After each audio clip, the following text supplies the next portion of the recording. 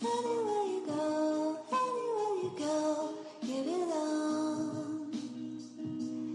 Anywhere you say, anywhere.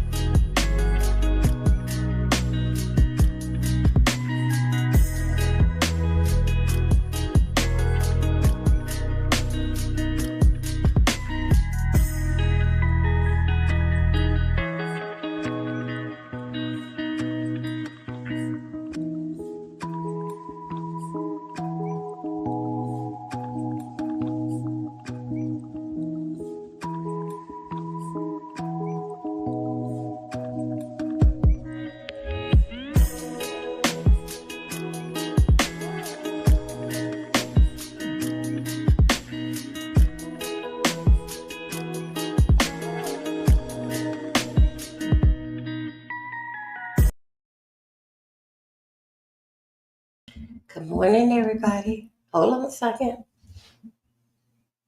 Everything's tight. Good morning. Hey there, self love. Good morning. Wait, hey. Hold on a second. Let me get us out here in these here streets. How we doing? Thank you. Thank you. Let me see, where are we at? Hey, you guys. Thank God that it's Friday. Now, what is going on with this here like screen setting? Okay, now it's good. It's good. Hey, y'all. Good morning. Thank God it's Friday. Let me see what is going on here. Wait 1 second. The screen will get itself straightened. Okay.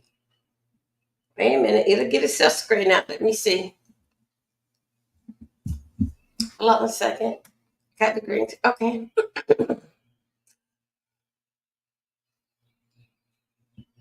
Y'all, wait 1 second. Let me go and see exactly what's going on with the screen. Hold on. Let me just go into the setting for a minute.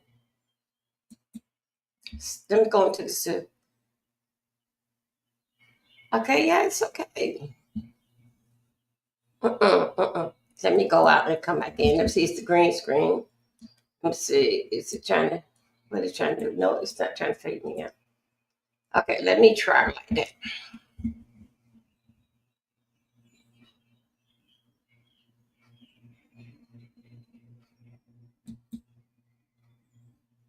Hey, everybody. It is raining. Is it raining here? No, it's dark. Like it's going to rain. Hey, everybody. Welcome to day 5 of the Diddy Trial. Y'all, I think I heard something weird last night. Let me try to get. Oh, what all the tablets at? Let me try to get us up here on the screen a little bit, something up here, so we can basically all the tablets are being charged up. Where is they at? What are they?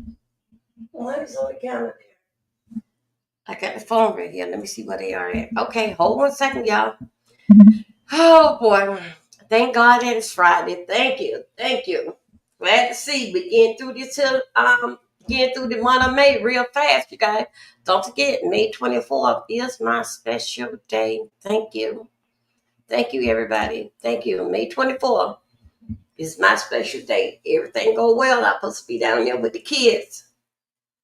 Okay. Anyway, good morning to you guys. Let me go ahead and get us set up so we know exactly where we are at and some things that we're gonna talk about that. I had a brainstorm, something that was in my ear last night. Cause I let after one video be another video that comes on. Okay, I want to say this here.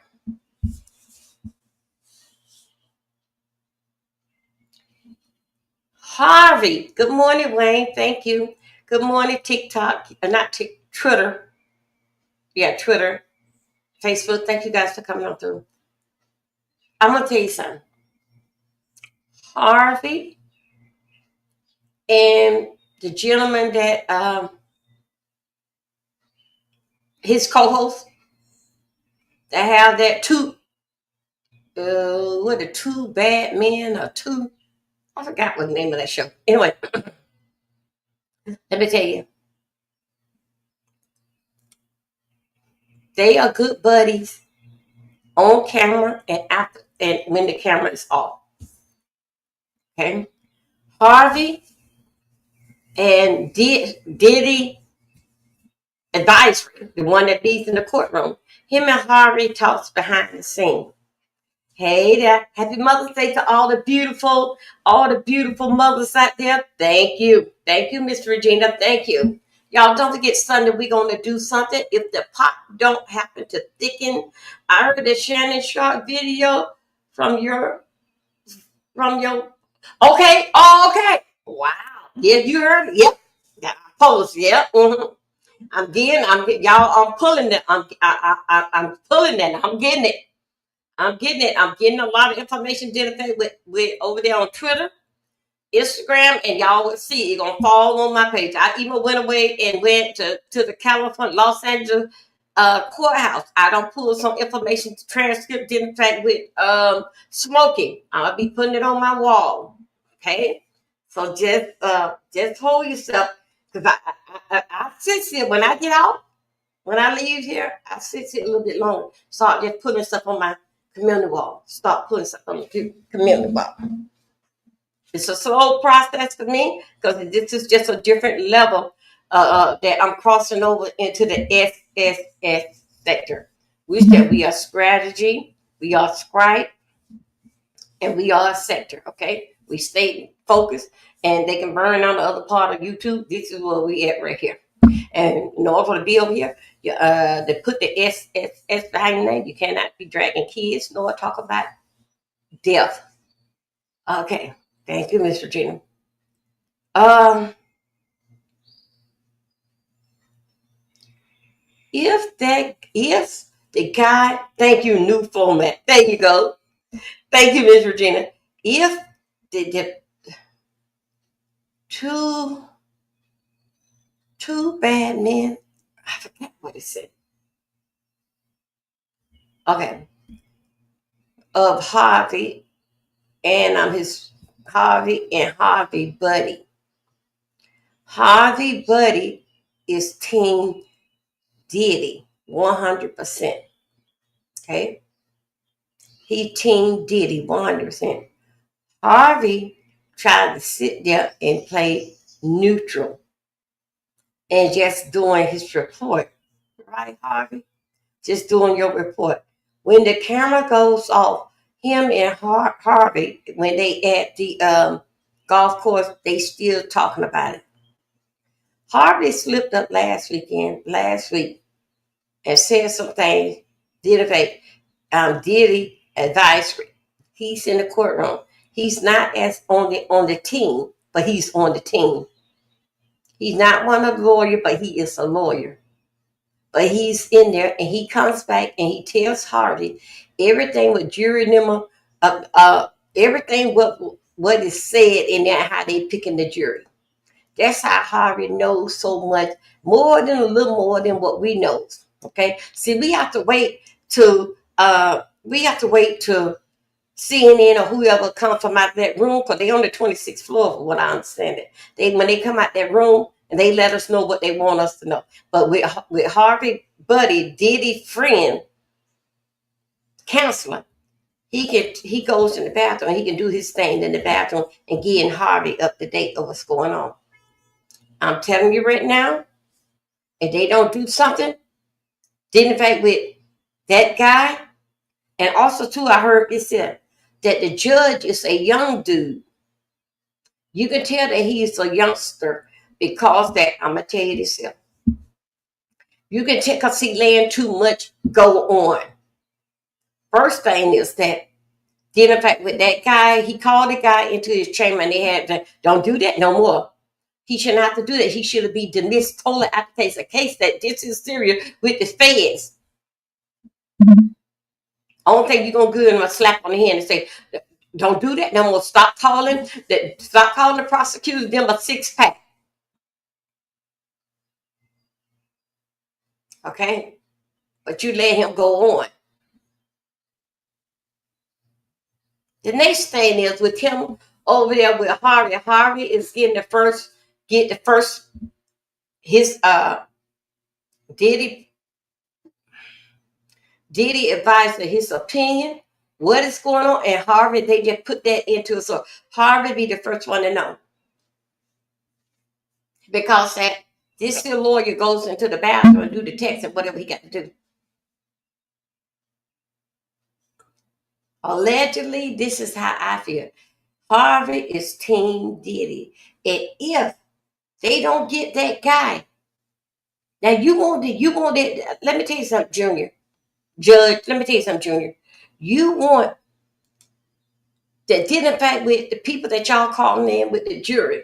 And then you're going to announce, because they supposed to swear them in today, who they going to pick. Because they saw things was taking too fast, going too slow, so they started rushing things. Let's go. So they can swear them in so they can get started in real time Monday.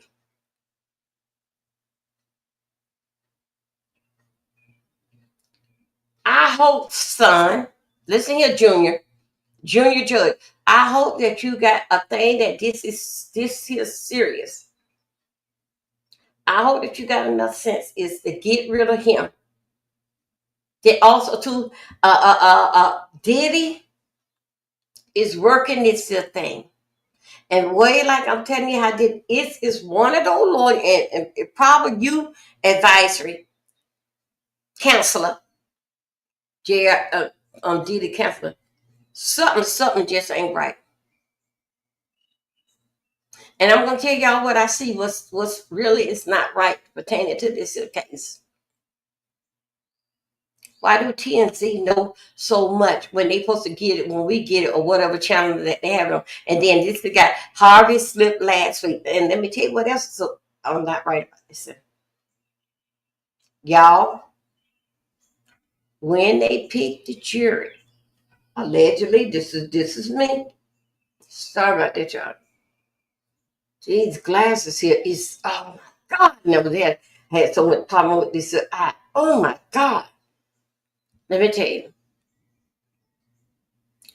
this jury, if they don't get that under control by Monday, when they find out exactly who's gonna be on the jury, and the jury can go home and watch TV and listen to family and all that, Diddy is going to walk. Because that the jury gonna be watching TV, hearing it from neighbors, family, and everybody around, but they gonna know who's on the jury now. Who gonna be in the jury? Okay. When the jury can be made that they can persuade them, didn't say that how they trying to do Diddy. Because you remember now, when they in the court, they gonna get down to the nitty gritty of it. All right. All this what the jury been hearing out here in the news, those just all that everybody's saying this, that, and other, but now the time don't come. If they don't do something identified with that counselor, and if they don't do something identified with that jury, Diddy is going to walk. Now, word out on the curve that witness number 3, when she came, when she's supposed to have come out, she said that she never told the prosecutor that she was going to be on their team or this and that she team did it. But wait a minute, the prosecutor, they are the feds. Let me tell you something, gal. Let me tell you something, young lady. If you was paid off, if they don't get your ass today, and if they don't get your ass today, you better make sure every dollar bill that they have gave you that it's not marked. Because they gonna chase you. One thing about the the feds don't like to be made out no ass. They gonna chase your ass till they know that you damn there don't left damn earth. And they gonna watch where the money goes. Because the Fed is not gonna put you on a piece of paper, put you that you're gonna be here and just making up, they're pulling out people out of the air. They say they're gonna no. Last week you were very, very bold. And you were saying that, yeah, you can say my name, you can tell me, yeah. That's what you said. It's y'all,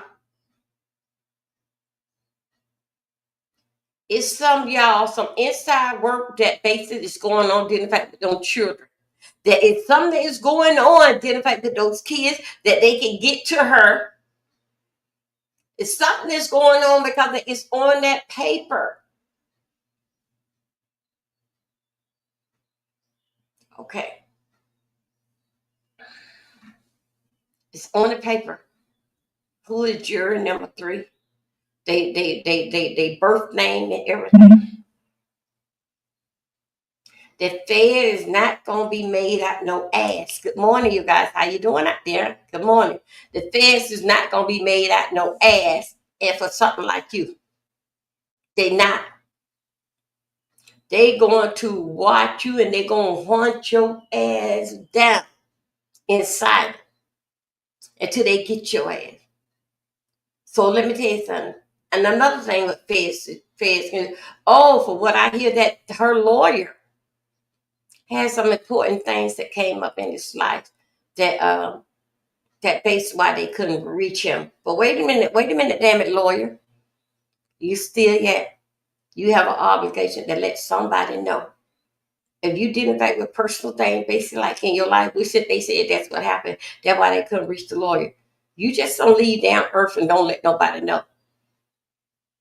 Even now to that when they call there to the lawyer's office, it's somebody in charge to let him know. They got that the feds got to have your cellular number or something pertaining to that lawyer, and they may not have the witness number three heard, but they got the lawyer something, and then they cannot reach him either. Y'all better hope. Now this is tampering with witness. All this here did in fact with Diddy. I'm gonna tell you something. Even though Diddy you locked up and you didn't do it, but you know it based out the deal how it go down. You know exactly how it gonna go down. And then someone that's in like them boys, they know how to. They daddy all kind of crime things. They know how to move and what they daddy won't done. What's the next move? I'm telling you, young lady, if you step into that money, the feds is not gonna be made out no ass from you. They're not gonna do that. The feds have a 99.9 rating of winning. They not gonna be made out no ass from you. If they have to chase you and make sure that you don't left damn earth, they gonna tell us when you left, how you left, and everything. You did tell the Fed. The Feds ain't gonna put your name on the paper. Then they should put Dopey's name on there. And I'm gonna say that I ain't gonna show up. I'm gonna show up. And I don't. And then all of a sudden I'm back on hell. I don't even live in that city. That's too far. They might have put me on there. That's why I'm not showing up because it's too far. I don't even live around here. You think so? The Feds don't know. The next of kin, the next of kin, the next because they going too far. They gonna follow that track. They gonna go there. Your family, friend, they gonna have. They know everything about you. So you brought your ass in that courtroom, and they gonna hem your ass up.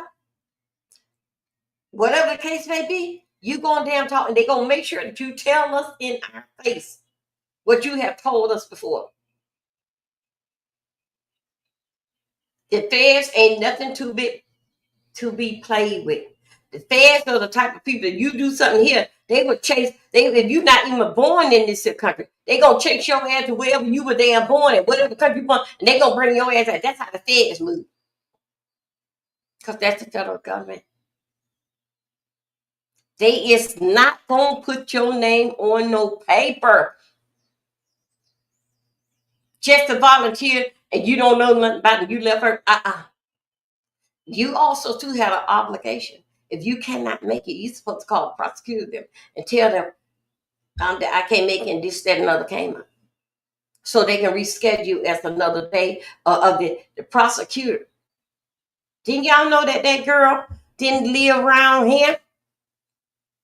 Y'all should have made it y'all business when y'all told her you'll be coming up Tuesday or Wednesday. Should have made it y'all business to make sure that whatever she got going on, to fly her in to make sure you're slipping. See, that's why, ladies. I tell you now.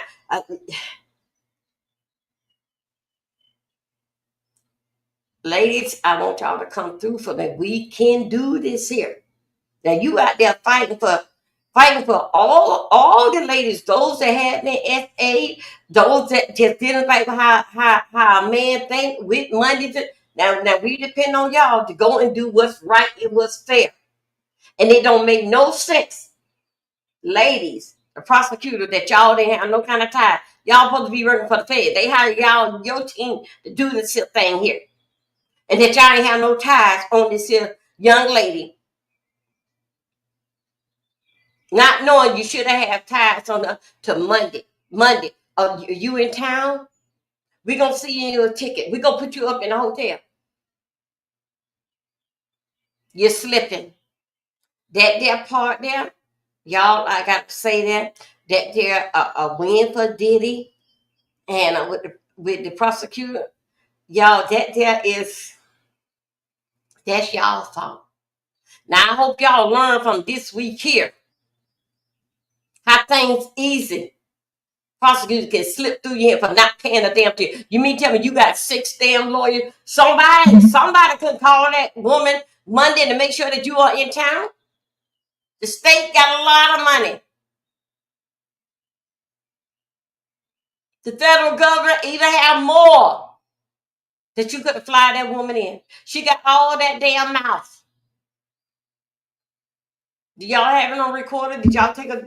You're supposed to have had her deposition on recording. Do y'all have that paper on recording? Did she say she gonna be here? Do you have that? You're the federal government. What? But the feds, let me tell you something. The feds know your family. They know. Somebody knows exactly what happened. And pertaining to money that you ain't never had, you usually do talk. Because you'll be so scared to even to spend the money because you're nervous. Now, how could you get yourself in this type of mess?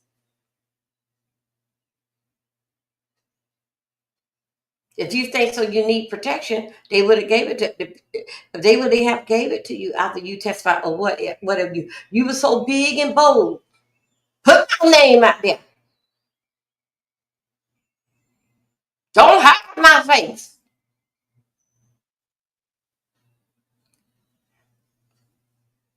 Whatever pertaining to this case, and dealing in fact with the people that's involved in the case, as with witness that's involved in this case. Let me tell you something. It comes down on you. Because they wouldn't have not bothered with the person if it was dealing with this trial. If it was any other day of the week, and you weren't locked up, they would never bother with the person. All this here is that I know how my daddy think. I know what he would do. I know how he operate and what he want to be done. But I don't care. Yeah, that you feel and this I'm wrong. Okay, I apologize that I'm wrong. But did in fact with that witness,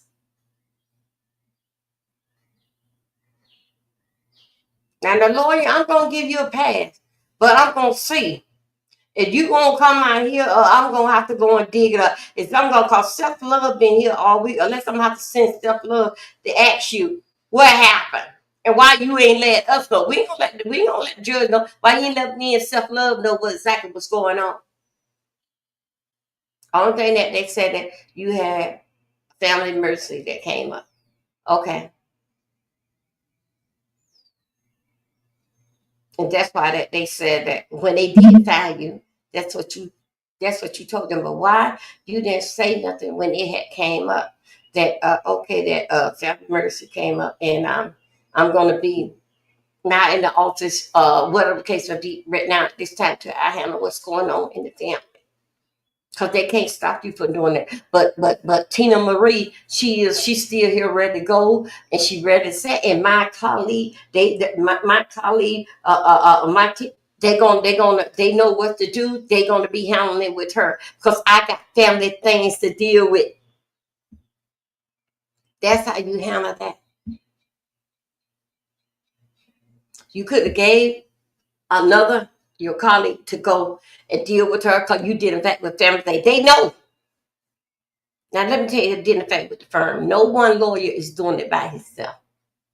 It's always one person that's going to basically break the case.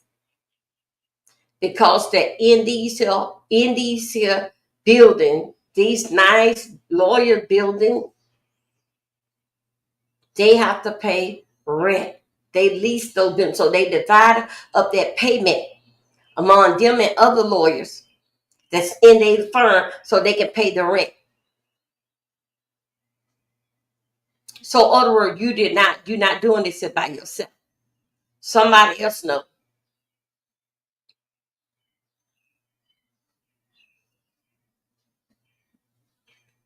Okay.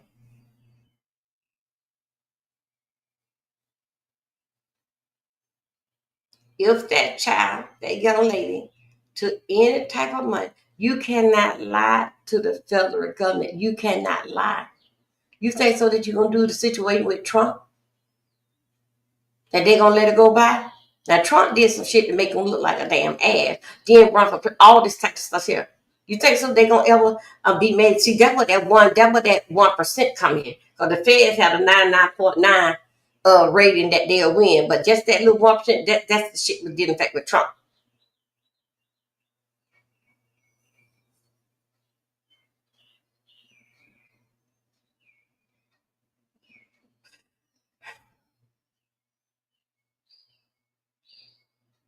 You remember, you guys, that we was talking about? You remember it was the little white girl, and you remember that Diddy says that he adopted her, and basically she was on her altar in the funeral. But the people had told me she has surfaced. She have come up, hmm and she's over the age of 18. The people said that they were going to use that gal there. That's what the people says. Yes, well, yesterday we was talking about what happened to her. Because the way my mind was going is that witness number 3 was going to be her. It was something about it. But she is playing a role in a part of it. She have on surface. Y'all, I be playing with all them stations all night long. I just be playing with them all night long. So the little white girl, one that the family gave her over to Diddy, and then she can't sing. She don't have no talent or doing anything, but just basically agreeing that we are family. Then when Diddy got through with her, no, no, no, no, that's Cassidy. That's Cassidy, the one that pregnant. No, no, that's Cassidy, the one that pregnant. But then in fact with the young little white girl, Diddy had said if you Google it, that's the one that was there with Diddy and the kids. And Diddy said that then told the little girl, then I had adopted you. You can Google it. You can go to mm, on YouTube and just put in there the white girl that Diddy had adopted. Okay, she had no surface, so she's supposed to be in there. What they gonna ask her? Basically, like, I'm just gonna say this is what I think. Have you been? Have you seen in the violence? Have you went to the party? How did you feel at the party? And all this stuff. This is the thing that they're going to. I I I don't put nothing past Diddy, but I got to think like as a grown person. I don't think that Diddy had any sexual thing with this child, because she's a kid and she would basically would talk. Um, um, I don't think, but did in fact with the party and jumping around with her little tata. Yes, I do. I do believe that. I will believe that. Yes, that would happen. But did in fact, but having any kind of sexual encounter, I cannot see that. We did in fact with his boys with her. Y'all, I gotta think like a grown person. I don't think so. But seeing her little body and her little tata, and they took it. Yes, I can't see that. Seeing her, yeah, I can't see that they doing that. But I do can hear and think, hey y'all, don't touch that. I can't hear that Diddy is saying that. No, y'all, no, no, no, don't go there. No, no, don't touch that. Now let's go over here and see what they doing. Give me one moment. Let's pull them up. But Harvey is Team Diddy. hmm If they don't do something with Harvey and his counselor, and counsel him in the courtroom waiting. Oh my God, y'all. Wait a minute, y'all. He'll be right back. Give me a moment.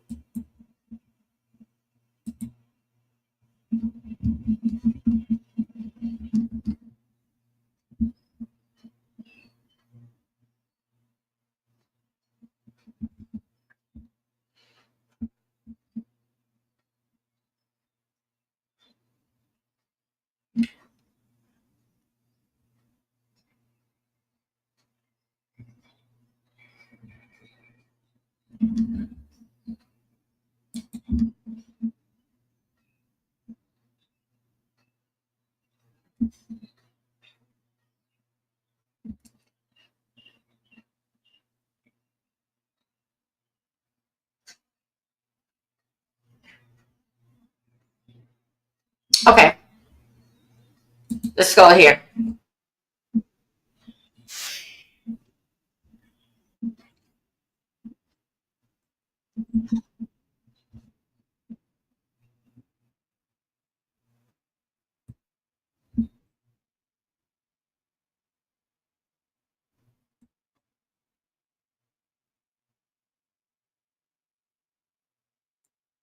Federal charges of racketeering and sex trafficking. And right now, his team How and federal old is she? prosecutors are trying to figure out which New Yorkers will serve on a jury to determine his guilt That or young innocence. lady, Who that may be little ultimately girl, selected to decide one of the most impactful criminal trials in recent years?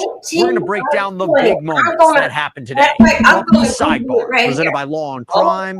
I'm Jesse Weber. Holmes due back in court for day 2 of jury selection in his sex trafficking and racketeering case. We're getting a look this morning at some of the questions jurors are being asked. Chief Investigative Correspondent. Good morning, Whit. No juror has been seated here so far, and jury selection has made Sean Combs a little bit nervous. Hollywood is no stranger to controversy, but the legal battle of Sean Diddy Combs has everyone on the edge of their seats. From sex trafficking allegations to a sex tape that's shaking the courtroom, this trial has revealed shocking secrets about the mogul. What's the truth behind the Diddy Trial sex tape twist? Stick around as we dive into this explosive case. The trial of Sean Diddy Combs has officially begun, and the stakes couldn't be higher. He's facing serious charges that could put him behind bars for life if convicted. I mean, they're going to see that video. They're going to see the video. And we know that video will have an impact on that. Even though he is not being charged for this, it has nothing to do with any of the 4 counts he's facing. Everybody concedes. The defense, we know the defense knows. I mean, our sources are pretty good on both sides here. As jury selection begins, Diddy's appearance in court has raised some eyebrows. Dressed casually in a black sweater and his hair noticeably grayed, it seems like a calculated move. Diddy's defense team hopes his calm demeanor and downplayed appearance will sway the jury. But the big question is, will it work? And is this part of a larger strategy to deflect from the serious accusations? Now, let's get to the heart of the scandal, the sex tape. It's not directly related to the charges Diddy faces, but it's making waves. Rumors of a video involving Diddy have surfaced, and it's reportedly been handed over to the authorities. While the tape itself isn't being used in the trial, it's stirring up a storm in the court of public opinion. On one of the most impactful, heavily covered criminal trials in years, currently scheduled for 8 weeks. So we're going to cover what has happened today in the process, who may be selected ultimately for this jury. And this comes as not only Combs has just added another lawyer to his team, while the prosecution objected to another one sitting with him. We're going to talk about that. But this also comes as Combs reportedly said yesterday, he's a little nervous. And that's understandable because why? He's facing 5 federal charges. While Diddy's defense tries to keep the focus on the charges, Let's the go. tape's Let's shadow go. looms large. Will it ruin his chances in court, even if it's not directly tied to the case? As this trial unfolds, Okay, hold on a second, you guys. opinion is We sharply already know divided. about this, so let's Some go see here. Diddy as a victim of a flawed legal system, How y'all doing? while They others like my believe the video evidence is here. clear and justice must be served. On social media, the debates are intense. Some fans are sticking by Diddy, while others are calling for him to face the consequences.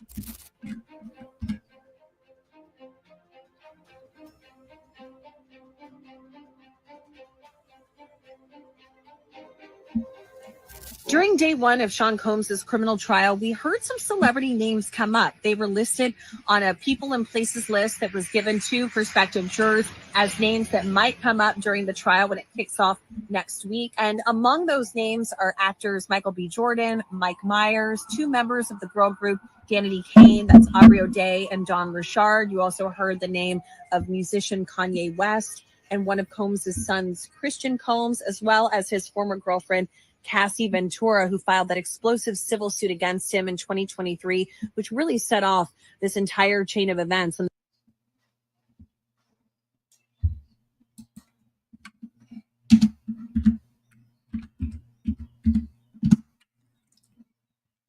Okay, hold on a second. Okay, let's go over here. Let's go right over here.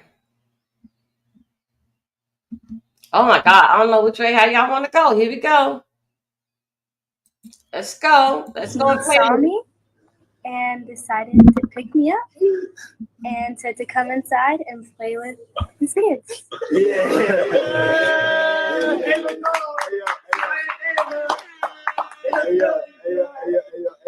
That's like a little bit like borderline suspect. No, she could be in 20-something. Yes. She in her 20s. Madonna adopted kids and everybody else adopted kids. Charlize Theron, everybody that's ever adopted Sandra Bullock. I adopted you because I felt that you could, enjoy also having a black parent. I always come over. Yes. And it's Ava Brioni Combs. Come on. Okay. He saw me and decided to pick me up and said to come inside and play with his kids.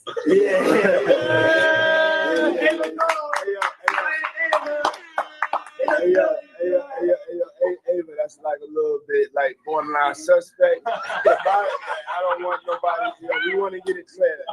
I adopted you like Madonna adopted kids and everybody else adopted kids. Charlize Theron, everybody that's ever adopted Sandra Bullock.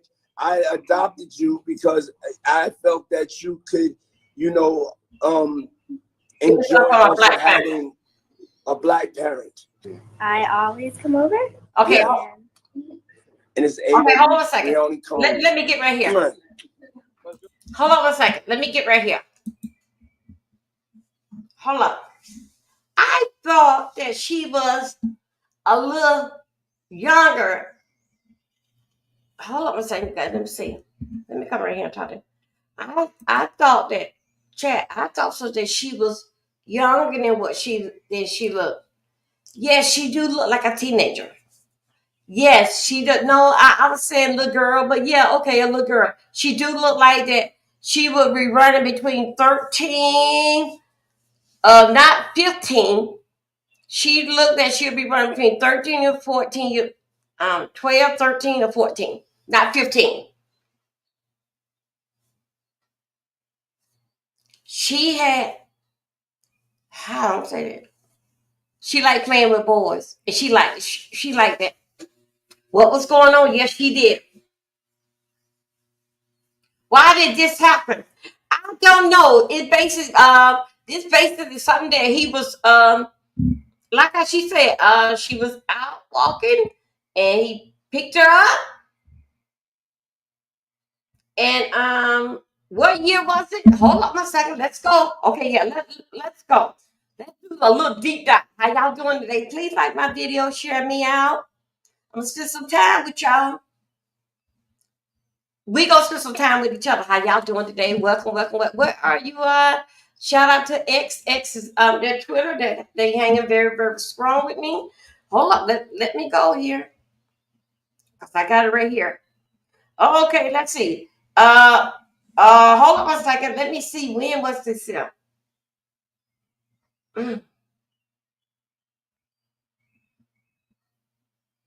Okay, here we go. Let's go back to here. Let me see how could I do this here. She was 14. Wait, y'all. We gotta go somewhere. Hold up. Oh boy, y'all, we so messy, but that's okay. Here we go. Y'all, please like my video. We just gonna do something a little bit. Let me see. Let me see. Could I get him? Okay, hold on. Let me see. Hold on a second. Okay, here we go. Also, to this young lady, for what I see right here, she did not say her real name. Hold on one second. Let's go right here.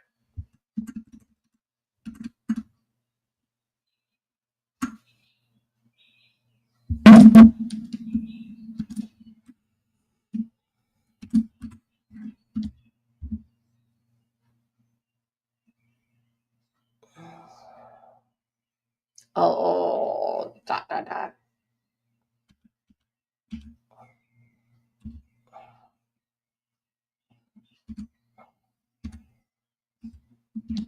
Okay, here we go. Let me see. Hold on a second. Let me see. This.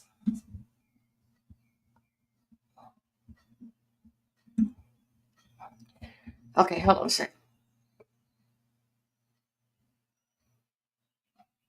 Okay, wait a minute. Hold up. Shoot, man. This is something else. Hold up one second. Let me go here.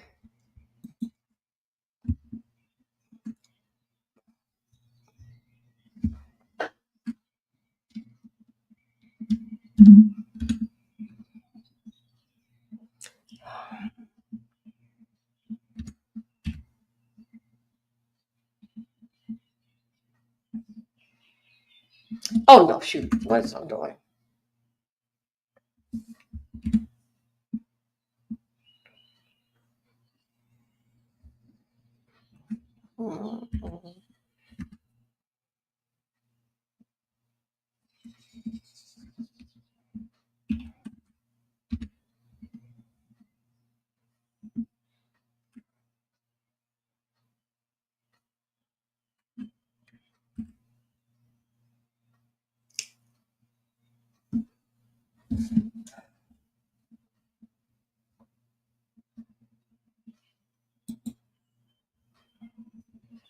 Hold on one second. Here we go. Let me go ahead on and subscribe to her. I can do that. I'm gonna go ahead and subscribe to her. That's all. Okay, we can do that. Here we go. Here we go. Where is it? Okay, let's listen to. Uh-uh.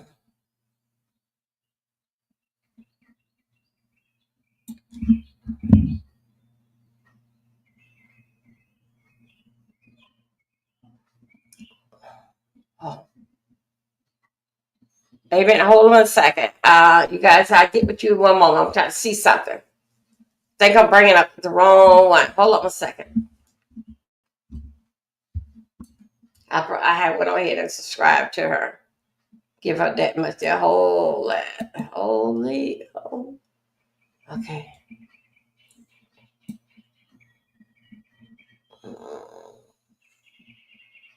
Okay, let's see how did we do that. We're going to go on. While we doing this here, I'm gonna go over to TikTok. Let me get in and get us on in here. Yes. I initially was asking for life imprisonment, but at this point, I'm asking for the death penalty.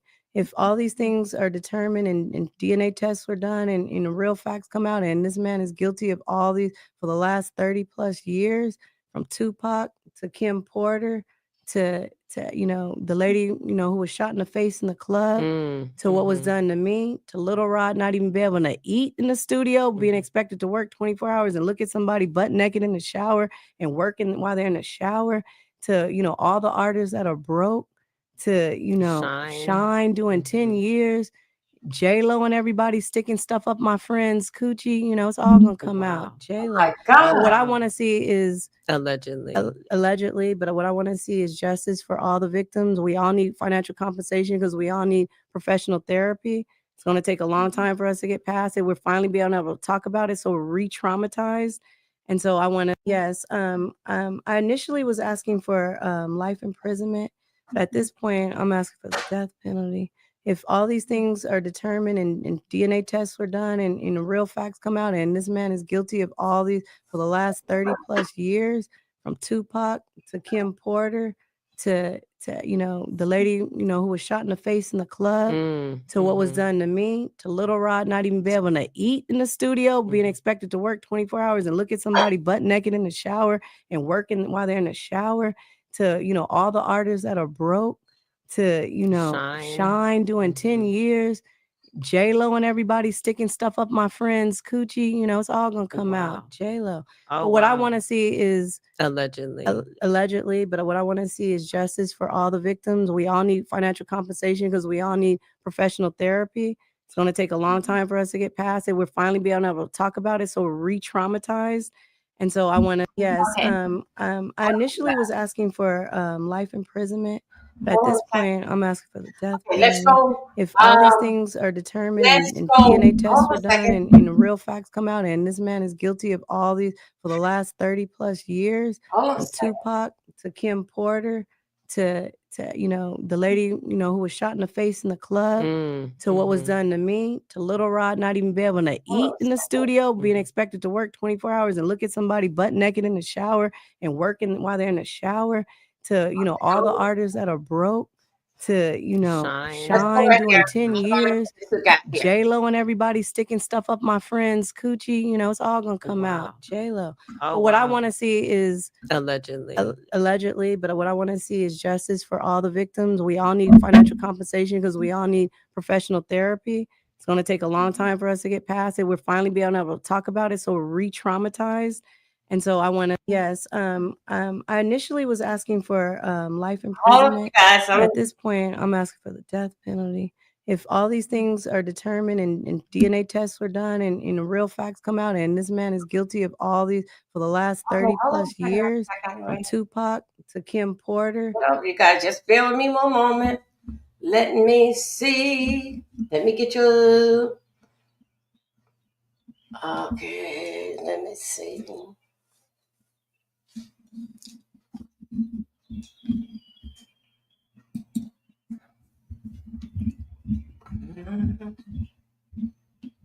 Okay, here we go.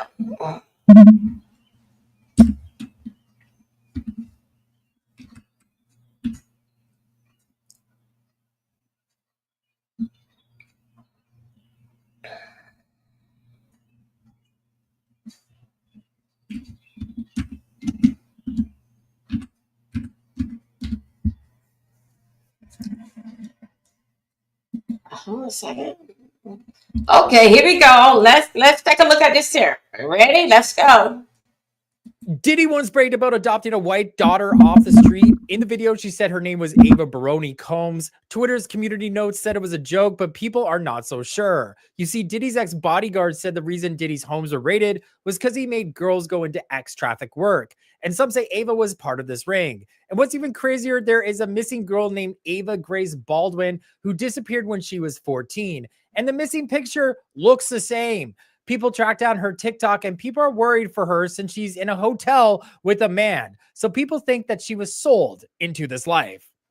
Diddy once bragged about adopting a white daughter off the street. In the video, she said her name was Ava Baroni Combs. Twitter's community notes said it was a joke, but people are not so sure. You see, Diddy's ex-bodyguard said the reason Diddy's homes were raided was because he made girls go into ex-traffic work. And some say Ava was part of this ring. And what's even crazier, there is a missing girl named Ava Grace Baldwin who disappeared when she was 14. And the missing picture looks the same.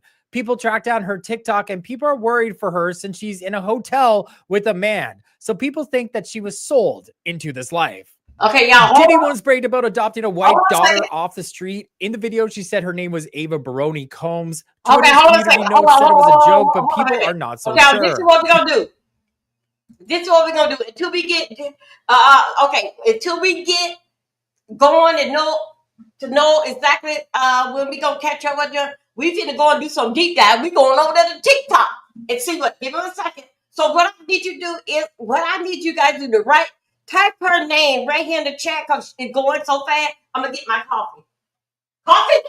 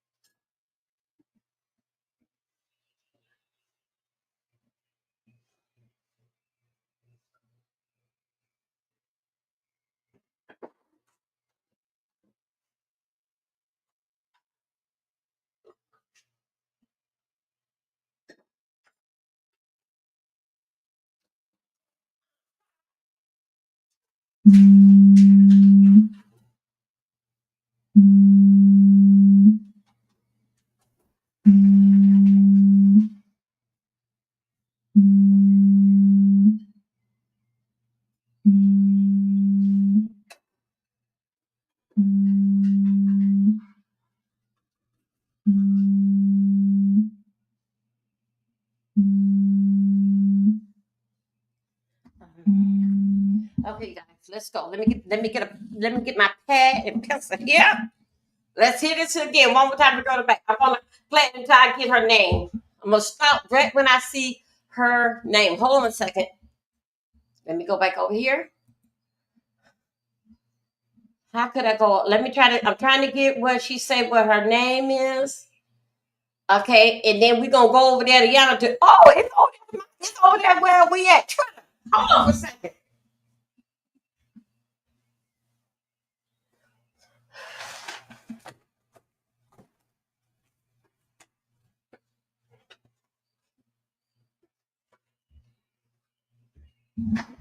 Happy Friday, everybody. I'm here with you. Some love say this don't make no sense. Yes, I'm telling you.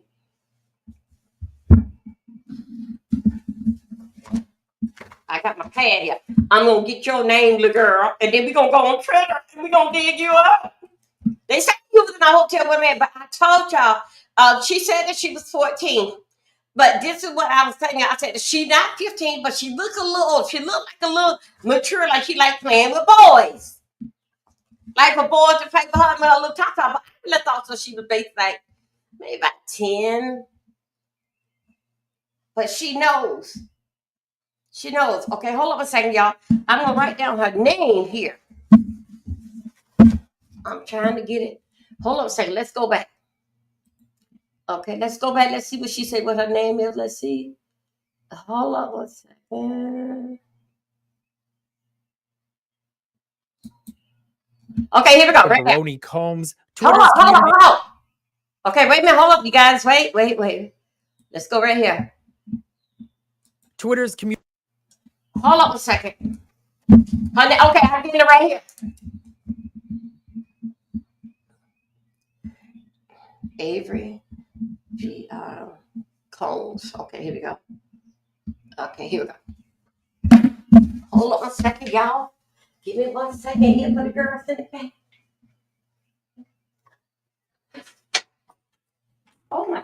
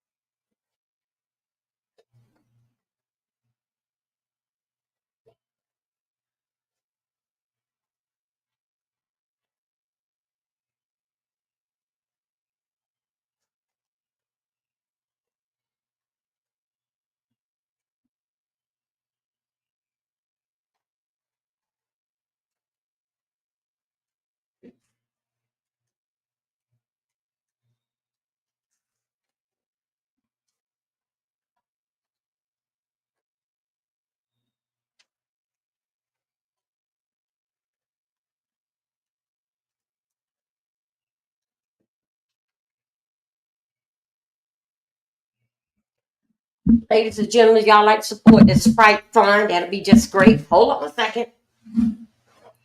Okay, hold up a second.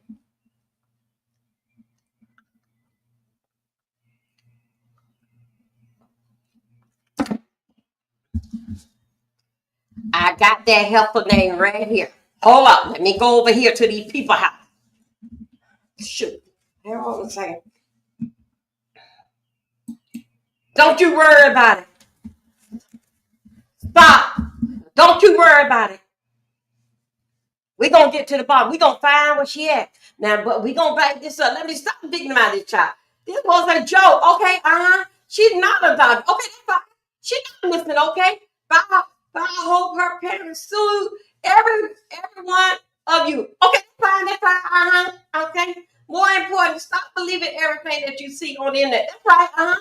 That's right. But still, we still got to know why she played the joke. How about that? She been friends up with. Okay. Isn't the twins had just hit 20? Maybe about like 20 years old or something.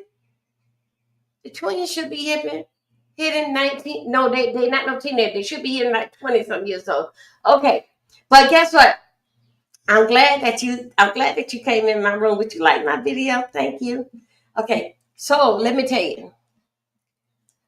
We gonna see exactly what she is doing today. Let me get over there to the trip. Let's see exactly what she's doing today. Give me one moment, you guys. Hold on a second.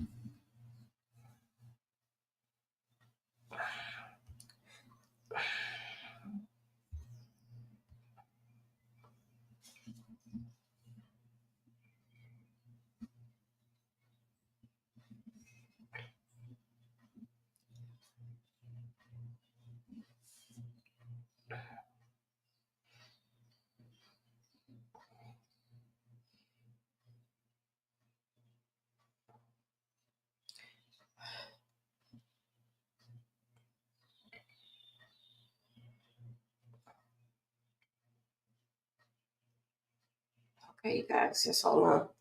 Let me get over there too. Wait a minute, I have to do something real quick. Gotta go to my email real quick.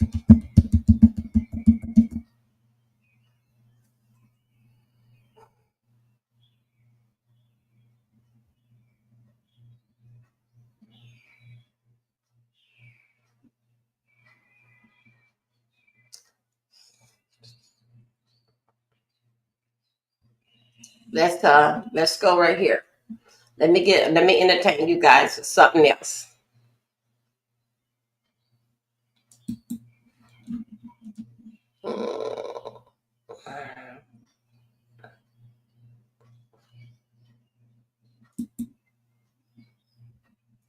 Come on, let's go back over here.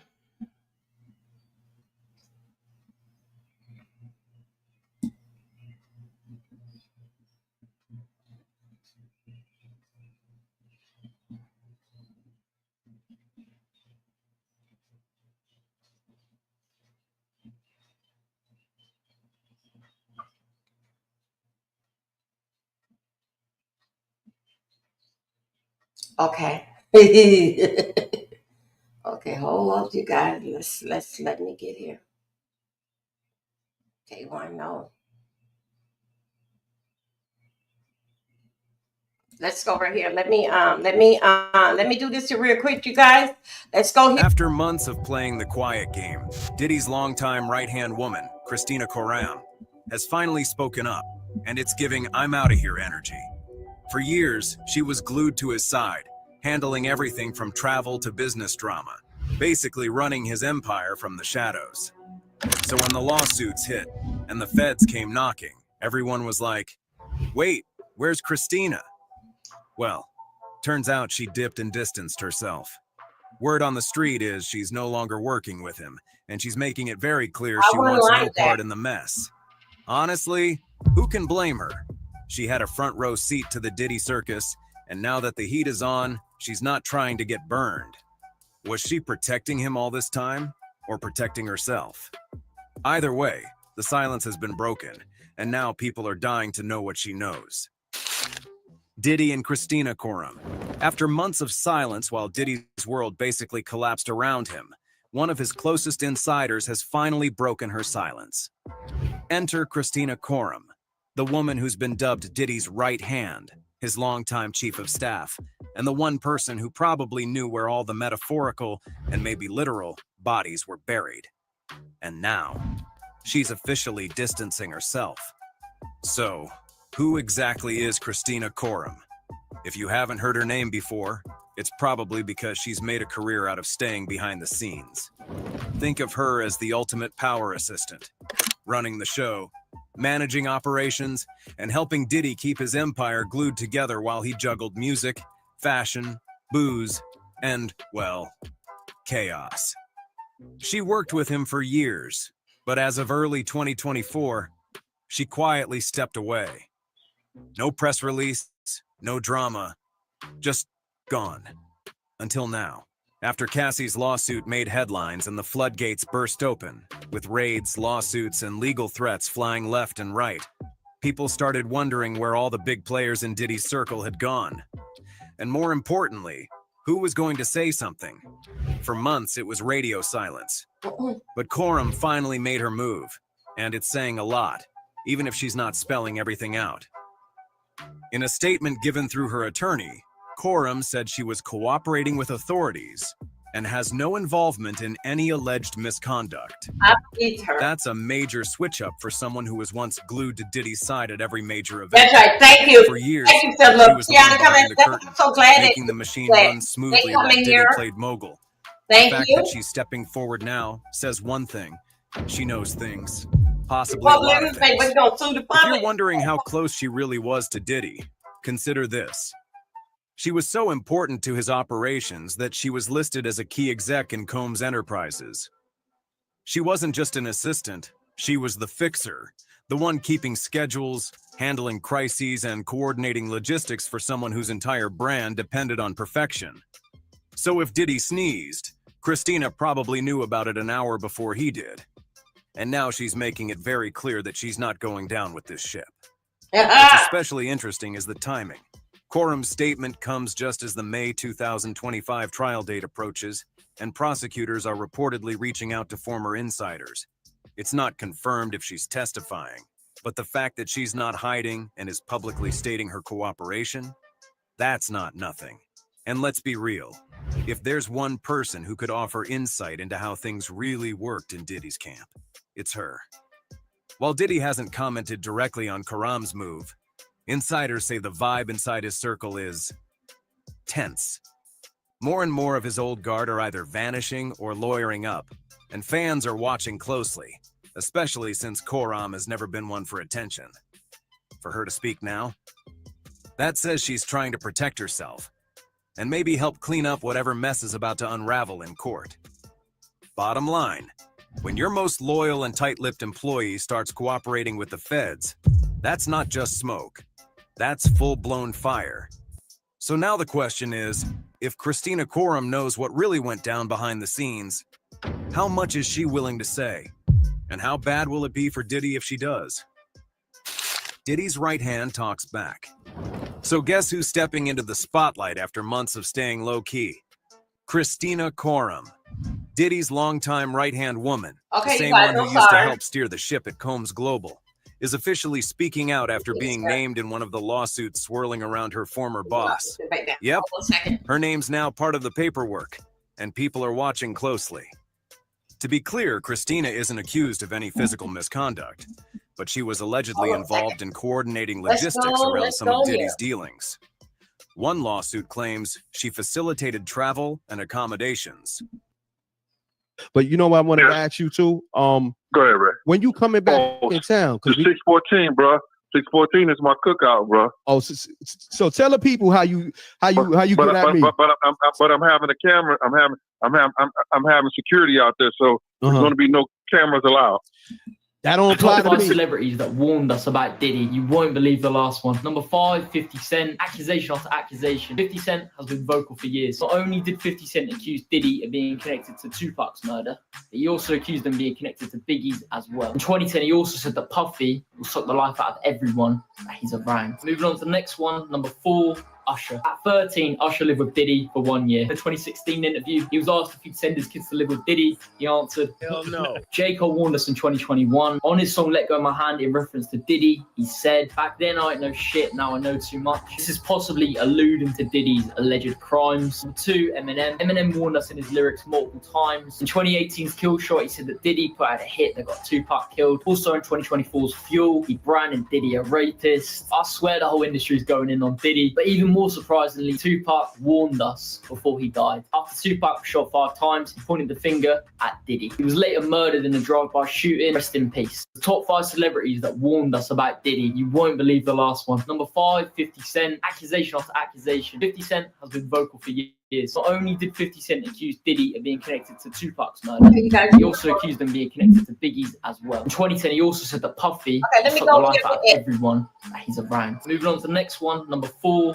Usher. At 13, Usher lived with Diddy for 1 year. In the 2016 interview, he was asked if he'd send his kids to live with Diddy. He answered, hell no. J. Cole warned us in 2021 on his song Let Go of My Hand in reference to Diddy. He said, back then I didn't know shit, now I know too much. This is possibly alluding to Diddy's alleged crimes. Number 2, Eminem. Eminem warned us in his lyrics multiple times. In 2018's Kill Shot, he said that Diddy put out a hit that got Tupac killed. Also in 2024's Fuel, he branded Diddy a rapist. I swear the whole industry is going in on Diddy, but even more surprisingly, Tupac warned us before he died. After Tupac was shot 5 times, he pointed the finger at Diddy. He was later murdered in a drive-by shooting. Rest in peace. The top 5 celebrities that warned us about Diddy. You won't believe the last one. Number 5, 50 Cent. Accusation after accusation. 50 Cent has been vocal for years. Not only did 50 Cent accuse Diddy of being connected to Tupac's murder, he also accused them of being connected to Biggie's as well. In 2010, he also said that Puffy will suck the life out of everyone that he's around. Moving on to the next one, number 4.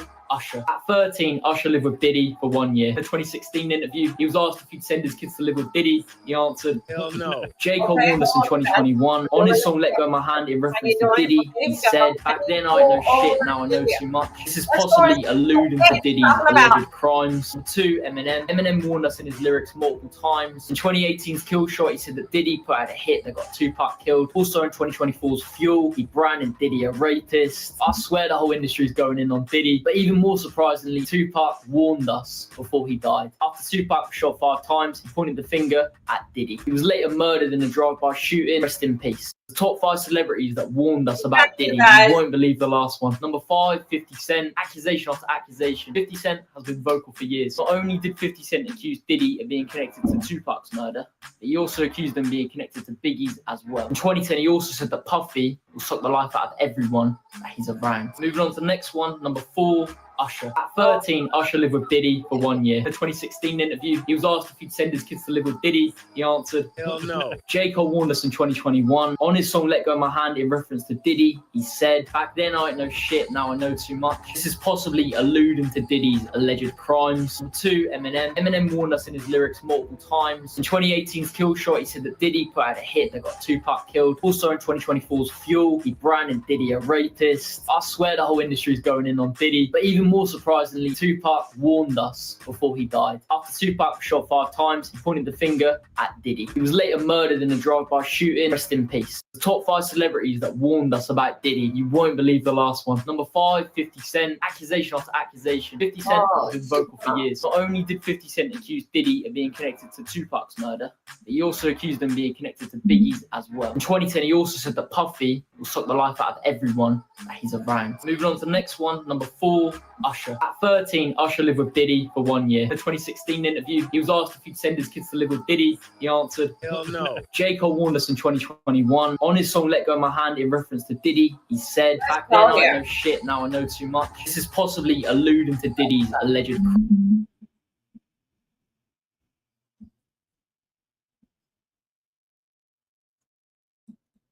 Hold up a second. Let me bring this. Hold on a second. I'm trying to get it.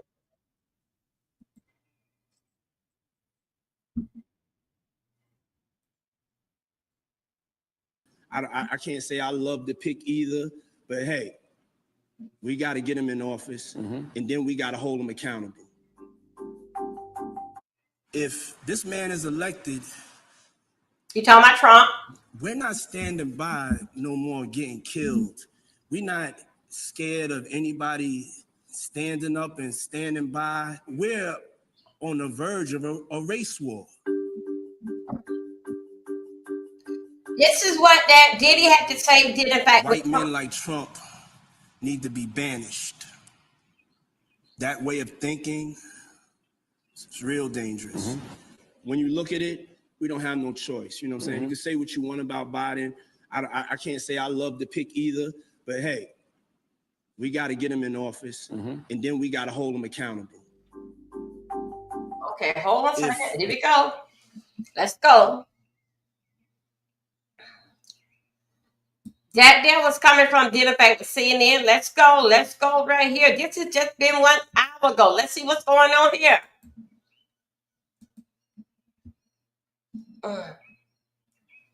Is she talking? Hold on a second. Wait up. Hold on a second, you guys. This is from the Daily Mail. Okay. This is the Daily Mail, you guys. I will be putting this here on my no detail, no, remove ad. I don't want to see no ad. No, I shouldn't have no ads up here. Okay, now. Wait a minute. You guys, I will be putting this here on my community wall. I'm giving fact, I'm over here at Daily Mail. They put something up an hour ago. So let's see what did we get. Please like my video and share it out. That's how they get to let more in the room with the likes. Let's go. Let me go over here. Let me see what Daily Mail said. Let me see. Yeah, allow them to. Yeah, you can allow them to. Okay, let's go over here.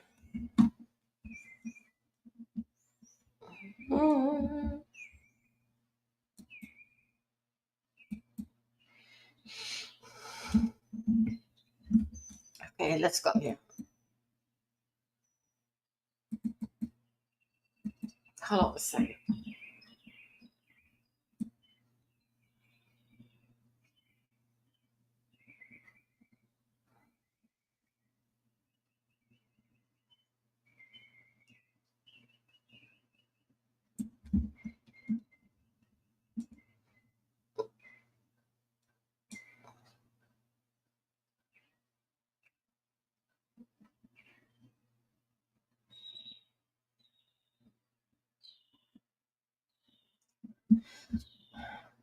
Okay, let me go over. This is where we are at, and then I'm gonna take this here and I'm gonna put it on my community wall. So just hold up, y'all. My community wall. Please open up those sites that I put out there. Okay, some of the sites did affect with YouTube, and I'm on YouTube. Some of them just basically just giving you the site part of it that you can just click on and then you can read it yourself. Let me go here. Let me see exactly what this just came up just an hour ago from Daily Mail. Let's go over there. Let's see what it's saying. I hope that you guys can basically hear me from over there. Sean Combs had watched from his seat at the defense table scam the court for supporters and even nod and smile to potential jury. Okay, here we go. On Friday, the jury. Hold on a second. I'm gonna make sure. Why is I should never prove this here to coming up. Okay, now, hold on a second. Let me see. Self-love, can you hear me over there?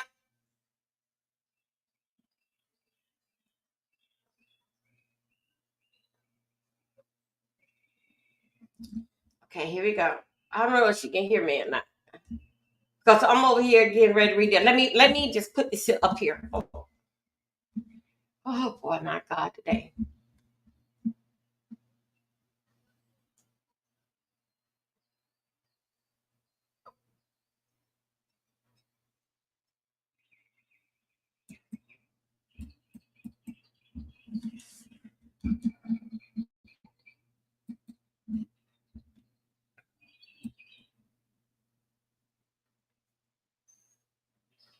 Hold on a second. Okay, let me go. I'm going to put this here on ads and put that over there on my. Let me put this up here. Okay.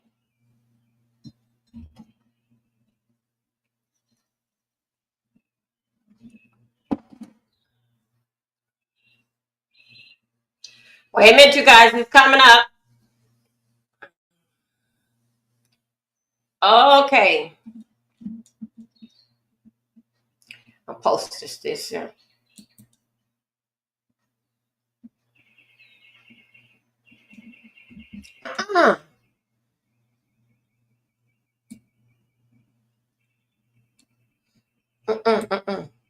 It was didn't fact with.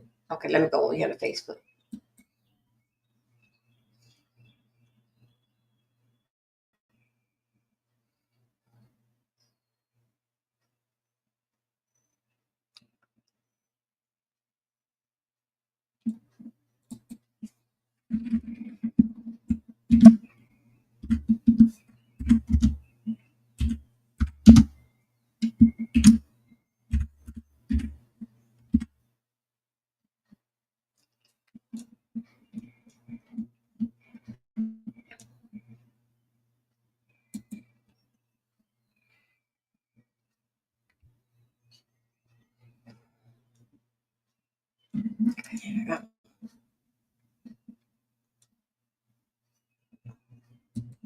You guys, I'm here. Let me see. Do self love. Let me see what self love. Self love. There you go again with some damn. Okay, you made me. Okay, let me read this. At least only 7 people are watching. Okay, that's great. At least 7 people is watching. Okay, thank you very much. So, let me see what it's 7 at. Let me see what. Okay, that's on Dolby Milton 3. Thank you, but also to my people on X. They are watching. That is Twitter. Okay, thank you. Stay your ass in order for I send you on your damn way. Thank you. Let me see. Now, okay, now you can hear it. Okay, next week, let us go. Shout out to Twitter. Thank you guys for being here with me. Thank you, Dolby Milton 3 for being here with me. Yeah, Dolby Milton 3 for being. Okay, here we go. Let's go over here because she said she can hear me from here. Okay, let's see what's going on. The jury selection will be concluded on Monday instead on Friday after ruling by the judge. Okay. Prosecutor said that they will be answering any point on whether the victim number 3 would testify at the end of the day. Okay. Did a lawyer have for a delay saying that they were considered that more jury would be cold feet between now and Monday and it would be waiting until then. Okay. Prosecutor strongly opposed that this and said that it should move ahead today because that it caused a long delay on Monday before open statement. The judge had leaned towards the delay, saying that it would finish choosing the jury on Monday.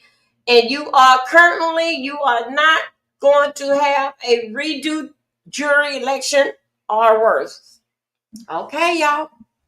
Let me see. Let me see. Oh shoot, my bad. Okay. Let me get us over here. Okay, you guys, over there. Thank you. Thank you, Self Love. Please get into that ad. Okay, so what it basically saying is that if the jury they gonna delay, the prosecutor would like to finish up today with the jury. This just came out from Daily Mail 1 hour ago. Okay, here we go. That's all right, Self Love. That's all right. We got it right here. Thank you very much, so for being out here in these streets. Okay, there we go. Thank you very much. Got it right here. Yeah, you can block her. Yeah, you got a mod stick. Hold up. Yeah, you got a mod stick. Hold up 1 second. I think that I know. I think so. You ain't got it over here on 3. Let me get it over here. Okay. They talking about basically like the delay because they really want to reach out to jury number 3. I mean the witness number 3. They still on that. All right. The prosecutor said they want to keep pushing forward. Sean says no. So anyway, the judge basically is going to go on with what Sean said, but they still are in court. They still trying to get. Let me put this up here. They still trying to get number 3 get her regular ass up in here. You don't start that shit. Now your ass in the damn run. I will say to the Fed, don't y'all forget now, we got Junior as the judge. Okay? Junior is as the judge. Okay? It'd be great for you to get a case like this here. Simply the fact that not only your views and them, but anyway, it basically No, hell no, I don't have 30 seconds. I don't want to give her nothing. Hold on a second. I thought self-love must don't have no ranch over here on 3. Hold on, I got to do that. Cause that no, they don't come in here and play. We working over here today. The feds does not want this still on them made look like an ass. So okay, you on 2 you do. Okay, I gotta get it on 3. I gotta get it on 3. The feds don't want to be made like no ass. You hear me, girl? They don't want to be made like no ass. That's why they working on your ass, trying to find you. And for what I understand, by Monday they supposed to have your ass. Okay, they don't want the jury. Somehow or another, for what I understand, the jury will get all damn confused. The state says, not the state, the feds say, let's go on. They trying to pull it so they can pull it for Monday and find it. They still trying to get jury number 3. That is y'all goddamn problem. You should have never, when you have it, you should have damn kept her ass. Okay? You should have kept her ass. Now you around here looking for her ass. She can't be damn fine. But she got that money and she damn nervous. But I'm here to tell you that, girl, all that damn money that what they have gave you and you accept, you think so you're going to let the federal government be made like a damn ass? Mm-hmm. No. So anyway, they wants to slide it. Sean said, wait until Monday. The feds say, hell no, today. They saying that the judge somehow or another going to side with basically dealing fact with Sean. She got paid, man. But let me tell you something. Self-love, let me tell you something. If that girl got paid, every one of them, this is how they're going to mix this stuff up. They going to go for the time that they were looking for her from the time of last week. All those dollars, she can't take it to the bank. Everything is marked. And they going to tell that did she get paid. Because last week she was with them, she was hooping in the hollering. I'm going to say my real name. Don't help me out. This and talking all kind of big shit. All of a sudden, over the weekend, what happened? Sean wanted to continue based it on Monday. The Fed said, hell no, today we're going to finish this up today. So we can have open statement starting Monday. That all came out an hour ago from Daily Mail. Okay? You guys, I'm getting it. I'm getting it. Y'all over there on Twitter? Twitter is hold on a second. I think it's Twitter is Dolby Milton 04.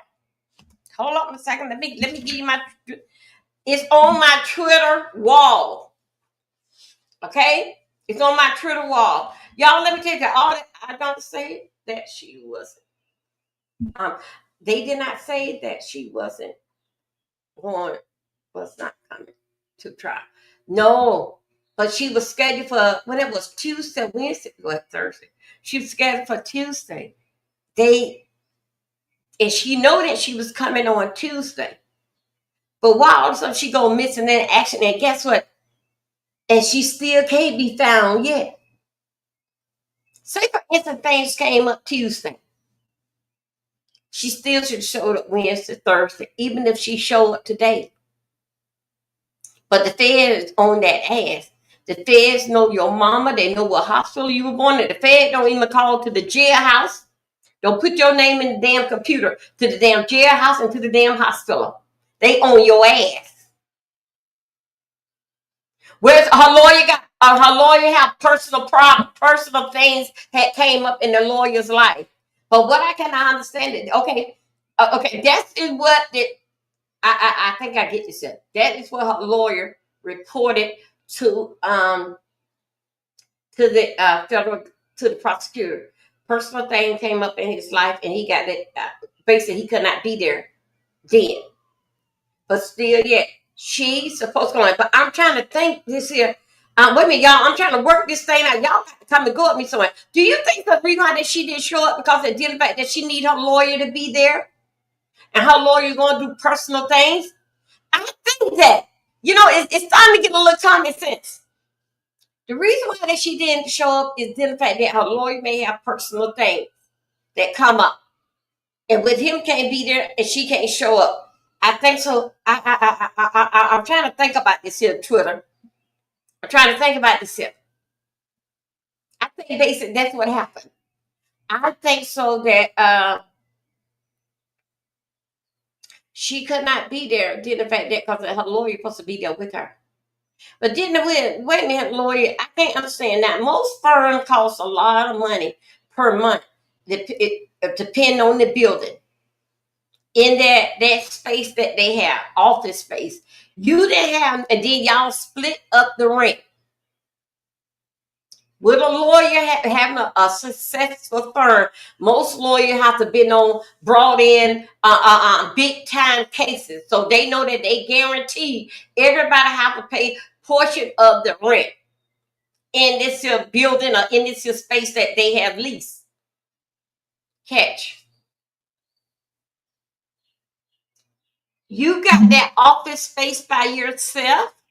You don't have no other colleague that could have took this case and not watching it. Y'all don't have no meeting on Mondays and every morning, like for about 15 minutes. Most strong team does. If it didn't take for 15 minutes before you go to court, y'all used to have a minute. But right now, everything you used to go in the office, but now everything basically on Zoom. Something is telling me that she did not come identify with her lawyer and have personal problems that came up. But why? Feds, y'all came out with it yesterday and said that the lawyer had personal problems.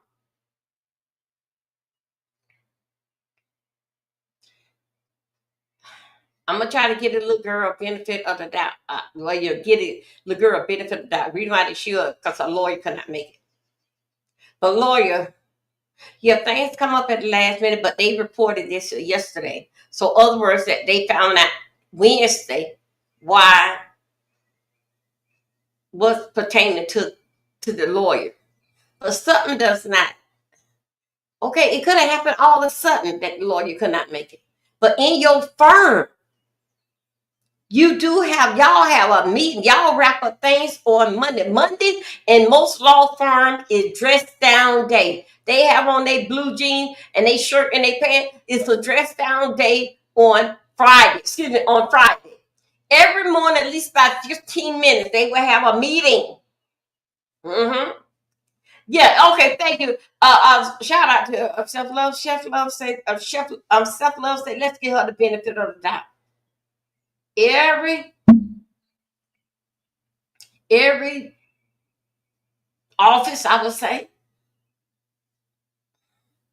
I'm just saying, you will have a brief, depending on the business, you will have a brief meeting. Now, dealing with the police, you know that they have that brief meeting 15 minutes before the shift starts. Mm-hmm. In a law firm, they have that meeting. Then on Friday, dress down day, they get all. Let's say they got a court to go to court, and they come in there and they get at the table. They have their coffee, and they basically still working. Basically, like filing because each lawyer has a assistant right there that basically to go and get the girl and run up to the. Now the girl at the front desk, she the coffee girl. But the one that going filing, she's another girl that going file the papers at the courthouse. The coffee girl, the girl at the front desk, she go and get it, girl, and do the ordering, and then say who's in and who's out. Now let's go to this. Let's give her the benefit of the doubt. It pertains to identifying her lawyer. Her lawyer will therefore to represent her, and if her lawyer cannot be there, then she cannot be there. Let's do it like that. Then the state, then damn, just say I can. Okay, things come up at the last minute. They hunt down the lawyer, and they found out with the lawyer Wednesday what happened to yesterday. So okay, let's just scratch that. Let's just put that on hold that she got paid. No, we gonna say the reason why she ain't showed up because her lawyer. And maybe her lawyer told her that she don't have to we gonna have to do this when I settle my situation. I think so. That base it down with her lawyer, because you here to represent me, as you know, I ain't going nowhere without my lawyer. My lawyer is there. So that's just what I'm saying. We gonna play with that right there. Her lawyer had personal problem, and she couldn't go.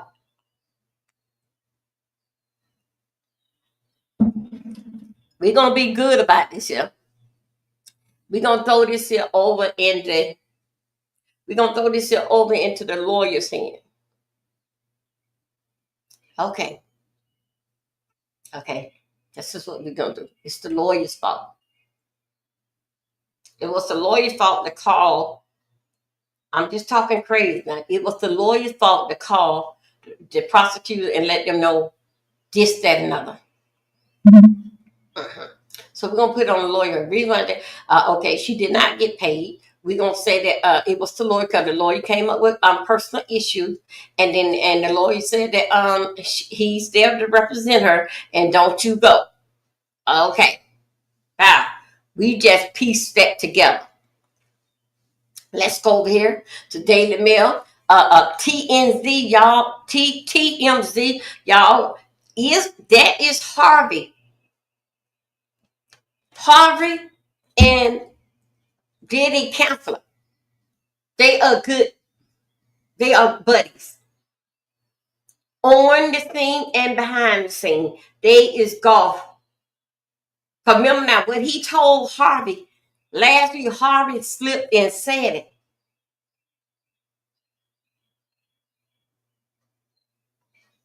And only about I knew that is that you had to be in the courtroom. What Harvey had gonna say it. So now they're gonna be very, very careful. Hold on a second, you guys. Give me a moment. They're gonna be very, very careful. Me and self-love already done made the decision that we gonna get the little girl benefit of the doubt. Her lawyer told her don't come because I can't make it there, so don't you come. Don't you go. I am your lawyer. I am representing you during this time, and don't you go. Okay? That's that. Y'all can see me what I put on my community wall over there on Twitter. Please, Twitter is where we getting a whole lot of stuff at. Okay? This week I have learned a whole lot. Did in fact with y'all. I'm a woman and I'm flashing.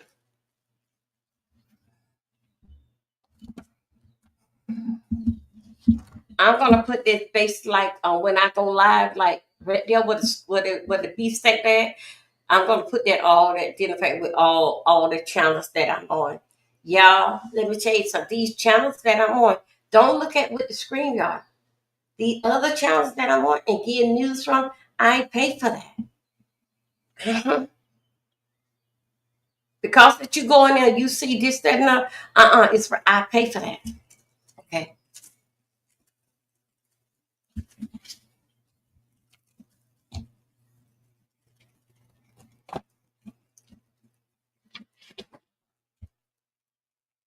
Twitter is the place to go to get a lot of the information. Now, y'all, let's play around here, okay?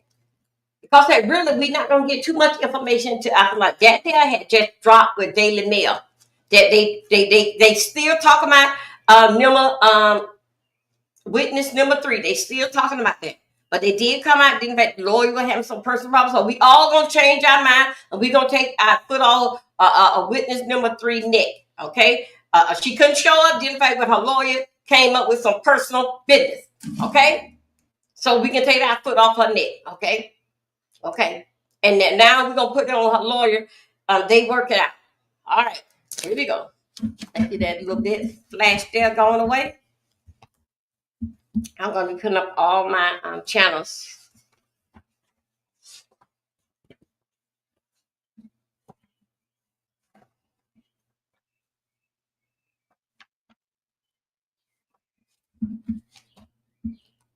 Well, I'm getting everything.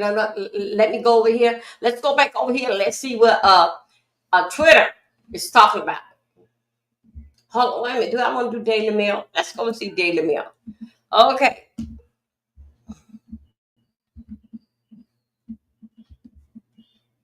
Okay, they don't want to give me that. Okay. I already did it. Okay.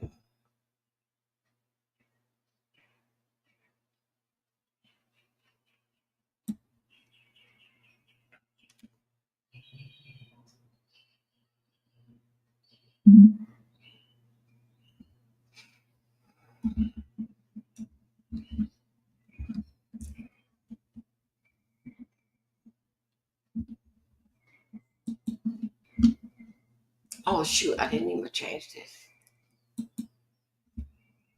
Okay.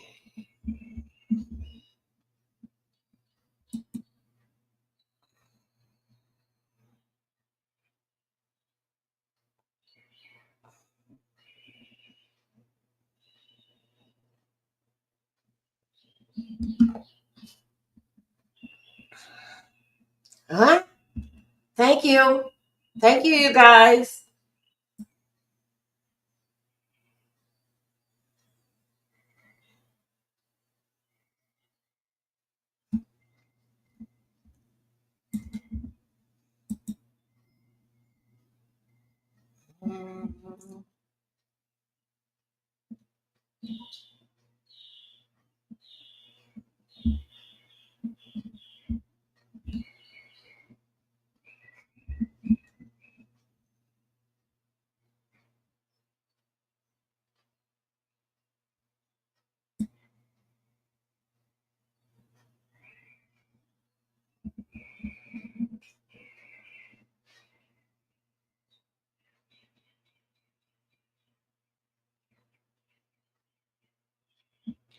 Oh my God, this is so terrible. Man.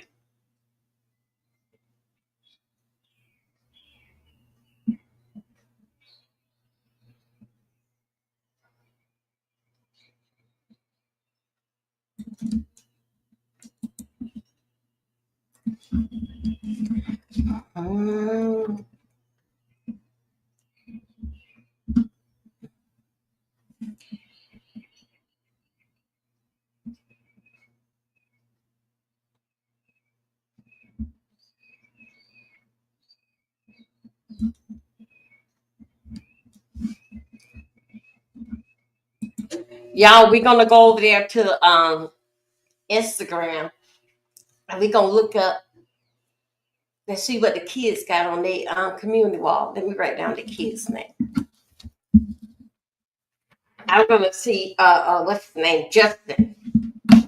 Hold on a second, you guys. Deal with me 1 second. Yeah, we just having such a good time. Thank you. Hold 1 second. Let's go over here. Come on here. Oh no, let me end that. Oh, I want to end this here. Okay, let me end that. And video end. Okay, it did. Okay, let's go.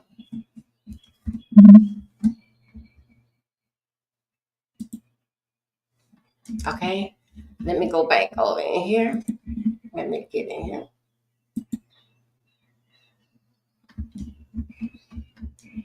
Come on. Let me see what I'm gonna go at. I'm searching for. Hold 1 second.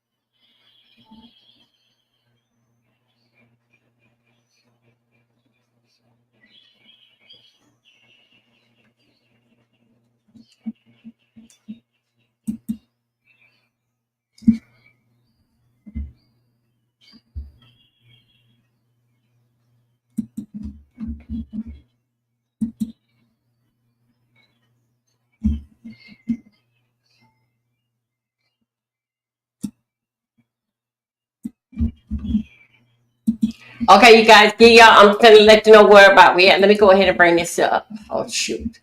Let me get back over here. Let me go over in here. I'm trying to get us over in here. Where we are over here Instagram. The invited stop.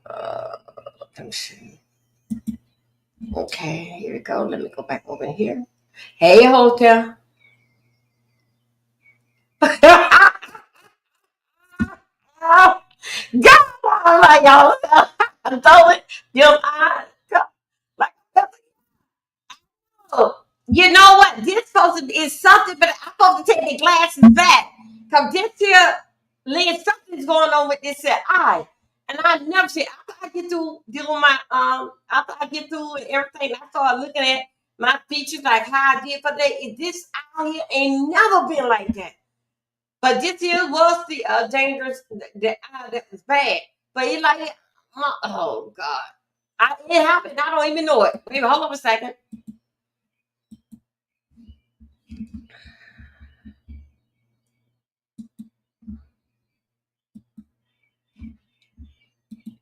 Okay, y'all. That is the sun. Okay? Like a pistol. Shut the hell up for you.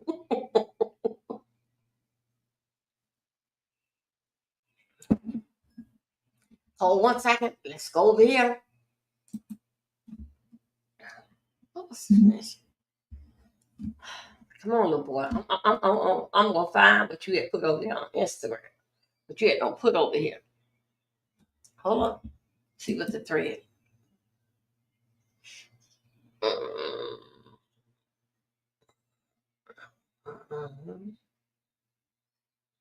Okay, let's see what you got for me.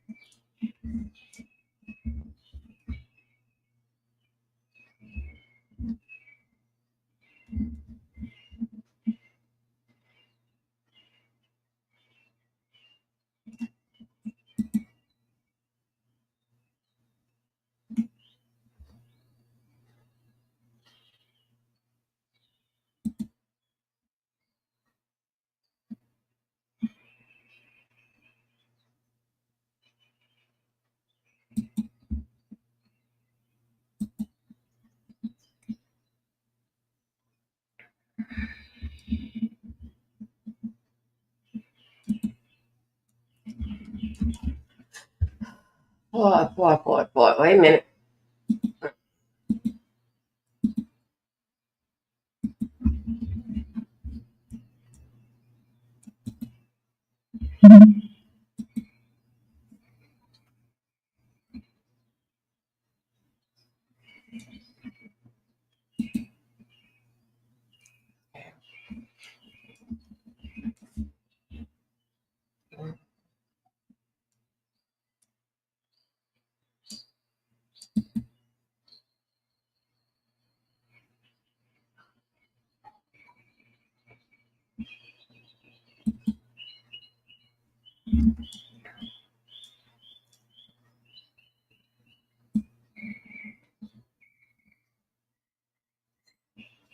Okay, hold on 1 second. Here we go, y'all. This is which one of these boys is? This is Christian. This is Christian Cone. I'm gonna see could you guys see this here if I were to get down like this here. And okay, I'm gonna see could I put him on the big screen by himself. Don't and stop talking about my talk eye. Okay. Can y'all see that? Hold on a second. When I do the screen like that, I'm trying to make it big for you guys to see it. When I do it like this here, hold on a second. There's an Instagram. Message. Follow. Okay, follow it.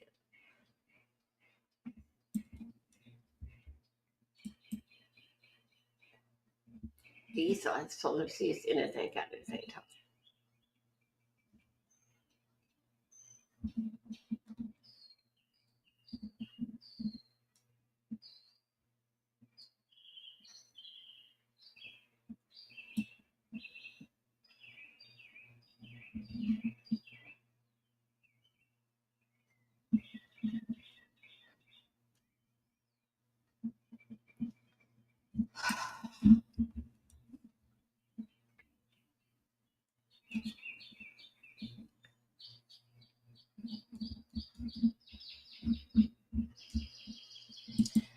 ahead. Okay, David. I'm trying to see. Okay, hold on.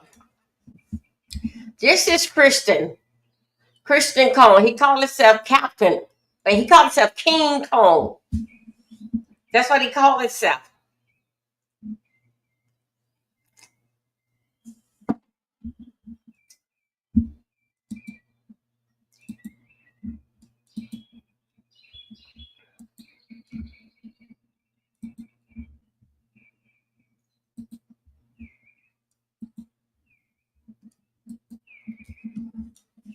Okay, we over here on Instagram. This is the son. This is Christian. He called himself King Kong over here on Instagram. I'm going to see over there to see exactly because that of the Justin had put something on his wall.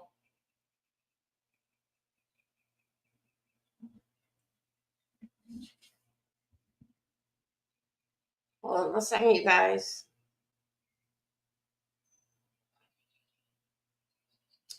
Let me see what I'm trying to see something.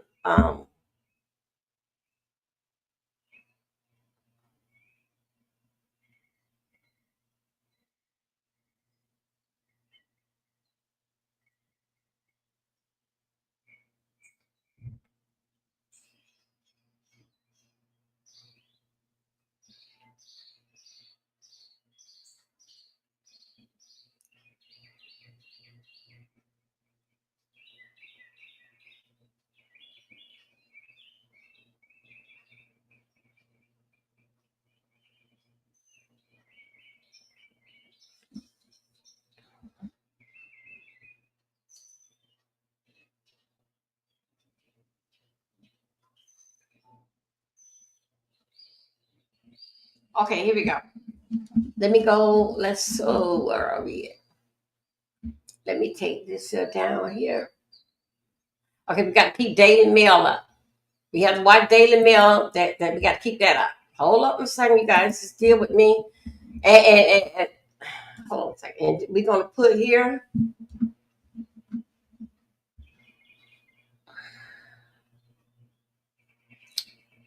Hold on. Let me go over here. I'm gonna put.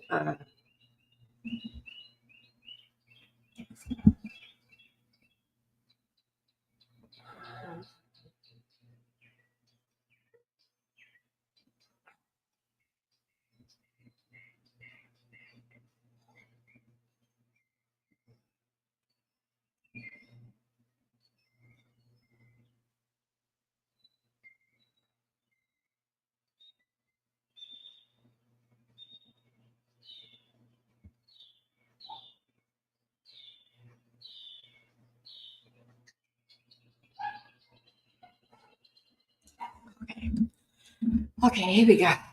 Oh, how am I doing this here?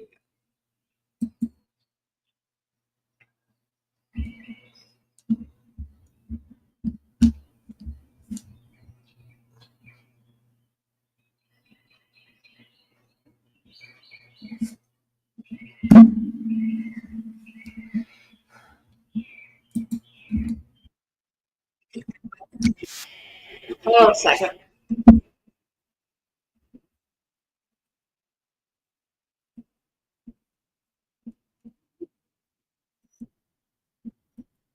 For it.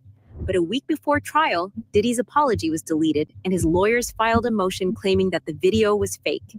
This proves that Diddy is scared of what Cassie has to say, and with Cassie now named as a witness, things are about to get way worse for Diddy. Hold up. Jury selection is officially underway in the sex trafficking trial of Sean Diddy Combs. And things are not looking good for him.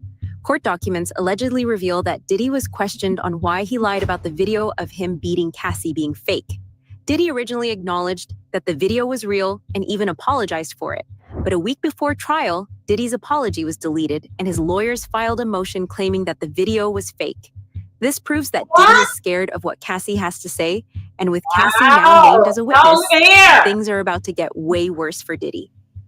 Jury selection is officially underway in the sex trafficking trial of Sean Diddy Combs. Chloe Malas was in federal court today. And Chloe, no jurors selected, but a pretty revealing start to the 8-week trial. This is what's a couple. Lester, that's right. It was an illuminating first day of court. Combs entered the courtroom wearing a crew neck sweater and a white button-down shirt. He had some gray in his hair and in his goatee. And at one point, he told the judge that he needed to use the bathroom and that he was feeling a little bit nervous. Now, also, several celebrities were named today, although they haven't been accused of any wrongdoing. They might be mentioned during the course of the trial. Their names are Michael B. Jordan, Mike Myers, Kanye West, and his former girlfriend, Cassie Ventura, who has accused him of years of physical and emotional abuse. And she is expected to testify during the trial. Now, Combs has vehemently denied all of the allegations against him. I also want to point out that celebrity attorney Mark Garagos, he was present in the courtroom. His daughter is Tenny Garagos, one of the lead attorneys for Combs throughout this trial. Now, a source telling NBC News that he hasn't joined the team, but he is advising on jury selection. The video of Diddy beating Cassie is what started everything. And now it looks like it's going to be what sends Diddy to jail, too. Okay, hold up. Let's do this simple a minute. Come on, thing. Let me make sure that we are all on one accord.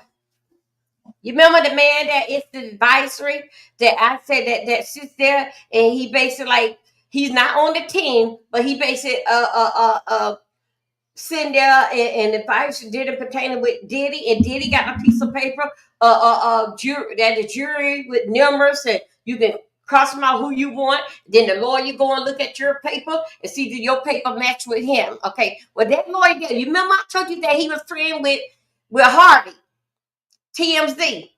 Well, his daughter is the lead prosecutor in this here point here. Did the guy that guy that sits there by Diddy is supposed to be Diddy. He only did nothing but Diddy and helping Diddy pick who to be on the yes and no, what number going to be on the jury.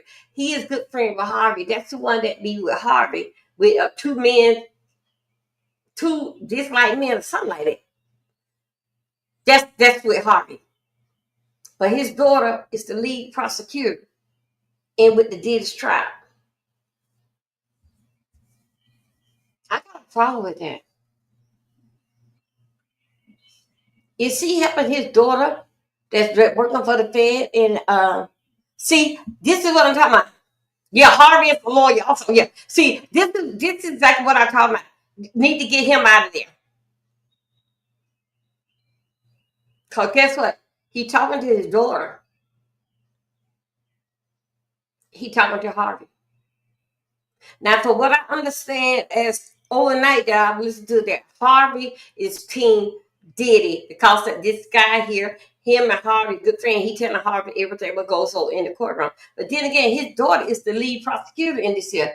What a damn mess. Something just ain't right. Let's go. Diddy's legal team knows just how powerful this tape is, and they're trying everything to get it removed. Combs wants that video or videos excluded from trial. And for that, we turned in a motion in limine to exclude video footage of that March 5th, 2016 incident. Motion in limine is a pretrial motion that aims at preventing evidence from coming into trial or limiting it in some way. And it starts by saying, quote, "There is no longer any dispute that the CNN footage from March 5th, 2016 at the Intercontinental Hotel offered by the government at 3 separate bail hearings is wholly inaccurate, having been altered, manipulated, sped up, and edited to be out of sequence. As indicated below, CNN paid Redacted, don't know who this person is, Redacted, for footage, copied that footage in unknown ways, presented that footage out of order, and destroyed the original. Accordingly, all the footage from CNN is inaccurate and inadmissible. As for the 2 items of footage filmed by an iPhone 6, those pieces of footage are inaccurate and inadmissible as well for the reasons set out below." Before Cassie leaked the video, Diddy's lawyers were claiming that the entire thing was fake and Cassie was lying. Once the video went viral, Diddy posted an apology on Instagram, saying that he was ashamed of his actions and would take complete responsibility. This was another lie, since just days later, he deleted his apology and started coming after Cassie. It's so difficult to reflect on the darkest times in your life. Sometimes you got to do that. I was fucked up. I mean, I hit rock bottom, but I make no excuses. My behavior on that video is inexcusable. I take full responsibility for my actions in that video. I'm disgusted. I was disgusted then when I did it. I'm disgusted now. I went and I sought out professional help. When? I had to go into therapy. You lying. Had to ask God for his mercy and grace.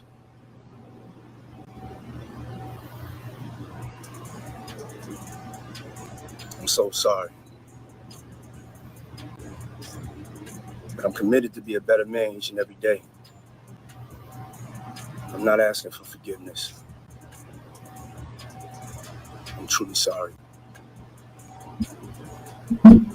Combs' request from the court is to hold a hearing. And at this hearing, Combs explains that his team wants to call a forensic video analysis named Connor McCourt to show that this video evidence is inaccurate. Sean Combs' defense team argues the videos are unreliable, that they would unfairly confuse and mislead the jury, that they would be more prejudicial to Combs than it would provide any kind of relevant or probative value for the prosecution's case.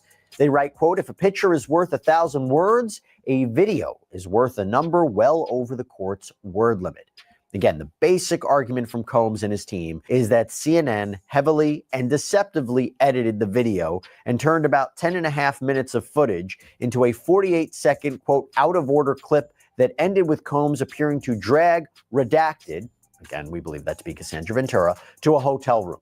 And they argue that this painted the rapper and the music mogul in the worst possible light for the world to see. And as they previously incorrectly mentioned, prosecutors relied on this tape in prior bail hearings to support their argument that Combs shouldn't be released pre-trial. Diddy wants the video to be taken away and not be shown in court. However, lawyers have confirmed that the video is admissible. Diddy's lawyers filed a motion to suppress evidence, saying that the Cassie video and any evidence collected from Diddy's mansion was obtained illegally. The defense claims the warrant applications were overbroad and everything that the Fed seized as a result should be excluded. Now to Sean Diddy Combs, looking to suppress evidence in his federal trial. Senior investigative correspondent Aaron Katersky is back with the story. Good morning again, Aaron. And to you, Michael, you'll remember federal agents from Homeland Security investigations were hardly shy when they raided Sean Combs' opulent homes in Los Angeles and Miami, guns drawn. The jailed music mogul now argues those searches and other searches of his iCloud accounts, electronic devices, and New York City hotel room following his arrest were unconstitutional. His lawyers argue evidence obtained through those searches must be suppressed. Diddy's lawyers say the government presented a grossly distorted picture of reality when applying for the search warrants, omitting certain facts and including salacious details from an unnamed producer that were never credible. Combs has pleaded not guilty to racketeering conspiracy, trafficking, and prostitution charges. The defense is also arguing here his ex-girlfriend, Cassie Ventura, was a willing participant in drug-fueled sex performances called freak-offs, not coerced, as prosecutors allege.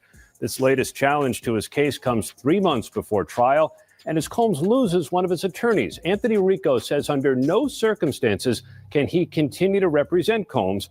He offered no details about that decision, Robin. Okay. All right. Thanks to you, Aaron. Everyone that helped Diddy cover up his crimes, including the hotel staff he paid off, should end up behind bars. These people helped Diddy cover up his crimes, and if it wasn't for them, Diddy could have never abused so many people. The celebrities at his parties that witnessed crimes taking place but never reported anything are just as guilty as Diddy. When I looked at that thing, to be honest, I thought that the people who was watching it, because you know at those hotels, they have security personnel that watch that stuff. And if they didn't call the police, they should be in jail. I don't care what nobody say. You know, whoever watched that tape and didn't submit that to the authorities, they should be brought up on charges. Why do you think the video is barely coming out right now? Because you got a lot of people, you know, that's wondering why it took so long. First of all, they know they're scared of Diddy. That Puff probably paid the security personnel, like, because he knew it was on camera. When he made it to the hallway, when she made it to that phone, once that phone picked up, that's going straight to security. That's for emergency purposes only. So either the concierge or somebody that's handling emergency type situations when she picked up that phone. So now Puff probably had somebody pay them off. 9 times out of 10, he had somebody pay them off, bruh. All of this has been building up for years now.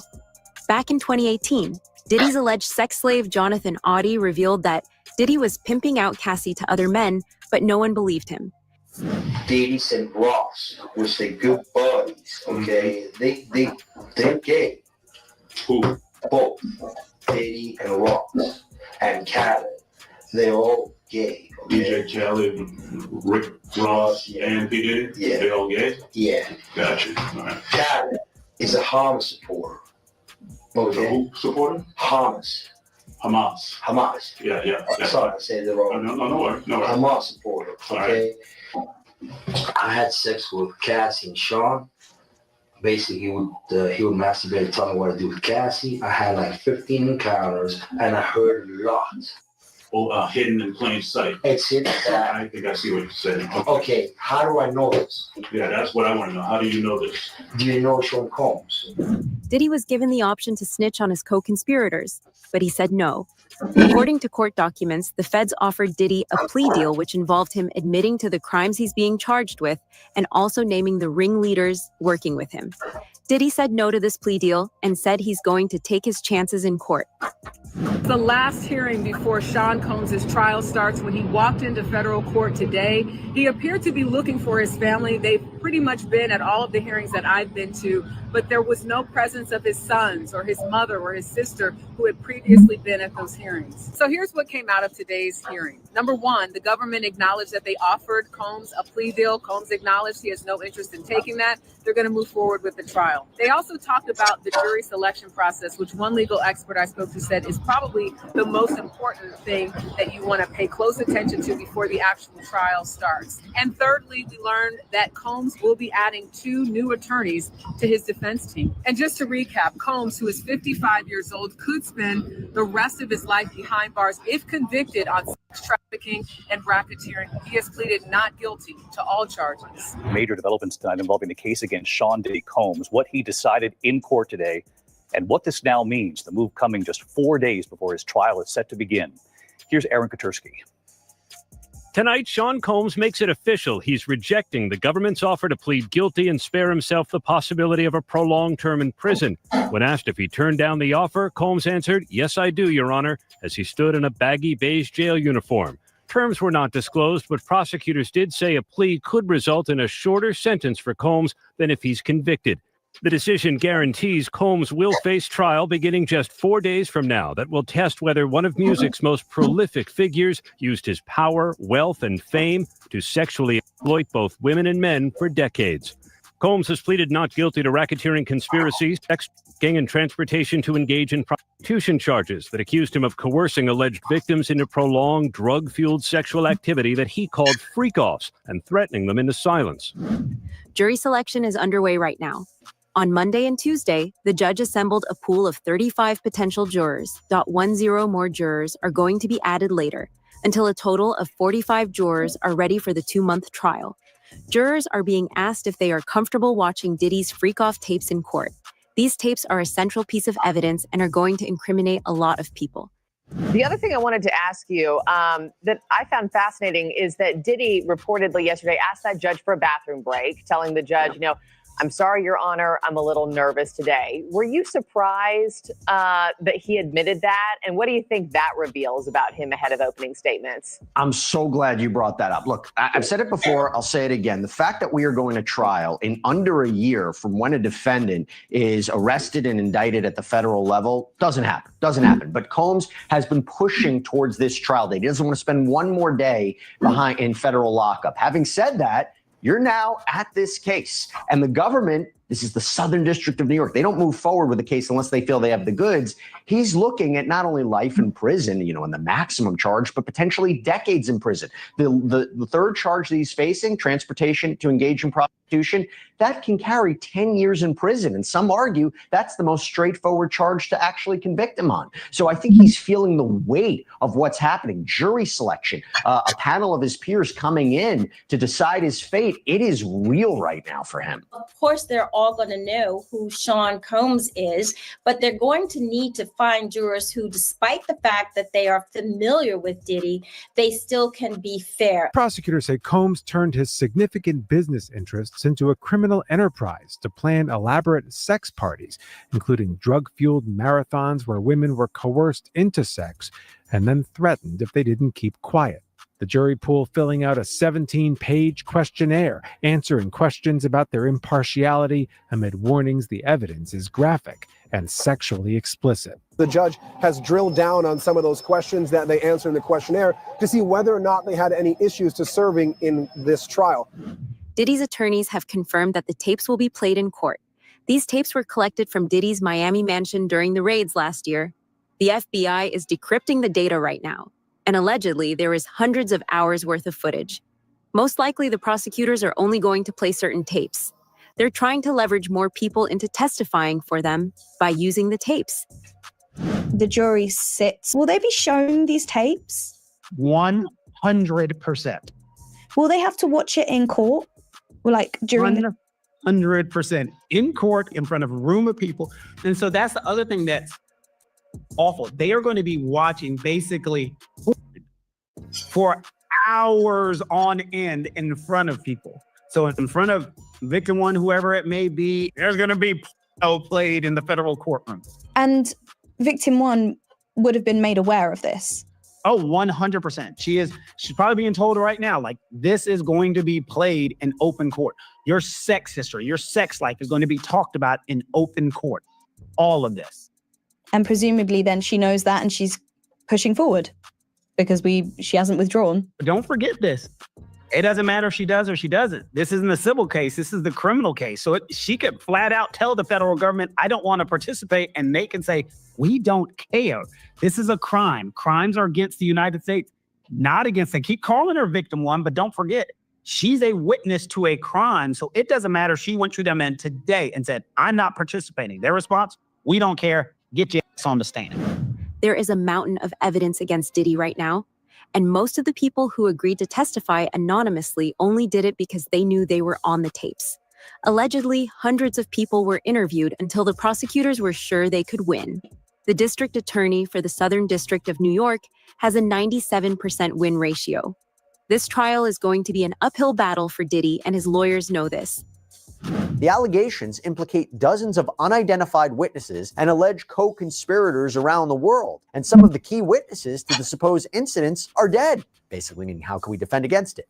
The defense is not even permitted to share the identities of the individuals described in the disclosure letter with Mr. Combs until April 18th, further hampering defense counsel's ability to investigate. Collectively, these new allegations require many months, if not years, to investigate, and if admitted, would require a series of mini trials, certain to double the length of a trial the government originally said would last 3 weeks. So this is an explosive allegation that on its face, I don't know if I necessarily disagree with.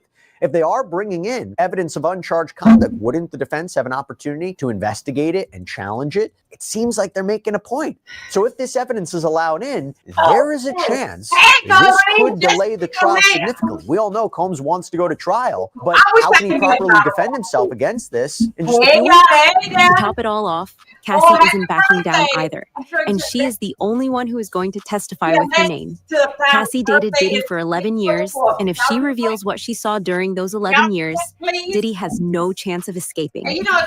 All right, Cassie, she plans to testify against Diddy at the trial, and she's going to use her name. So a lot of the women who have accused Diddy are anonymous. They're Jane Doe or Victim One or John Doe. But Cassie allegedly, apparently, is going to take this stand and talk about her. Let me see how we doing. Obviously, That tape Thank you, Ed. of You him know what? beating her up at the hotel is what set off Eds this really whole do support thing. me. You know what I mean? Like, this has That's just made it They really matters do so like bad how for I bring Diddy. the So story now that out. she is gonna sit up there and like look him Because square I'm in the not eyes going and to talk about come fighting. her side of the story, that's not great for They don't Diddy, want it. obviously. No, and like I think also Cassie is a celebrity, right? Mm. Like millennials know who she was or is. She had like a booming career back in the day.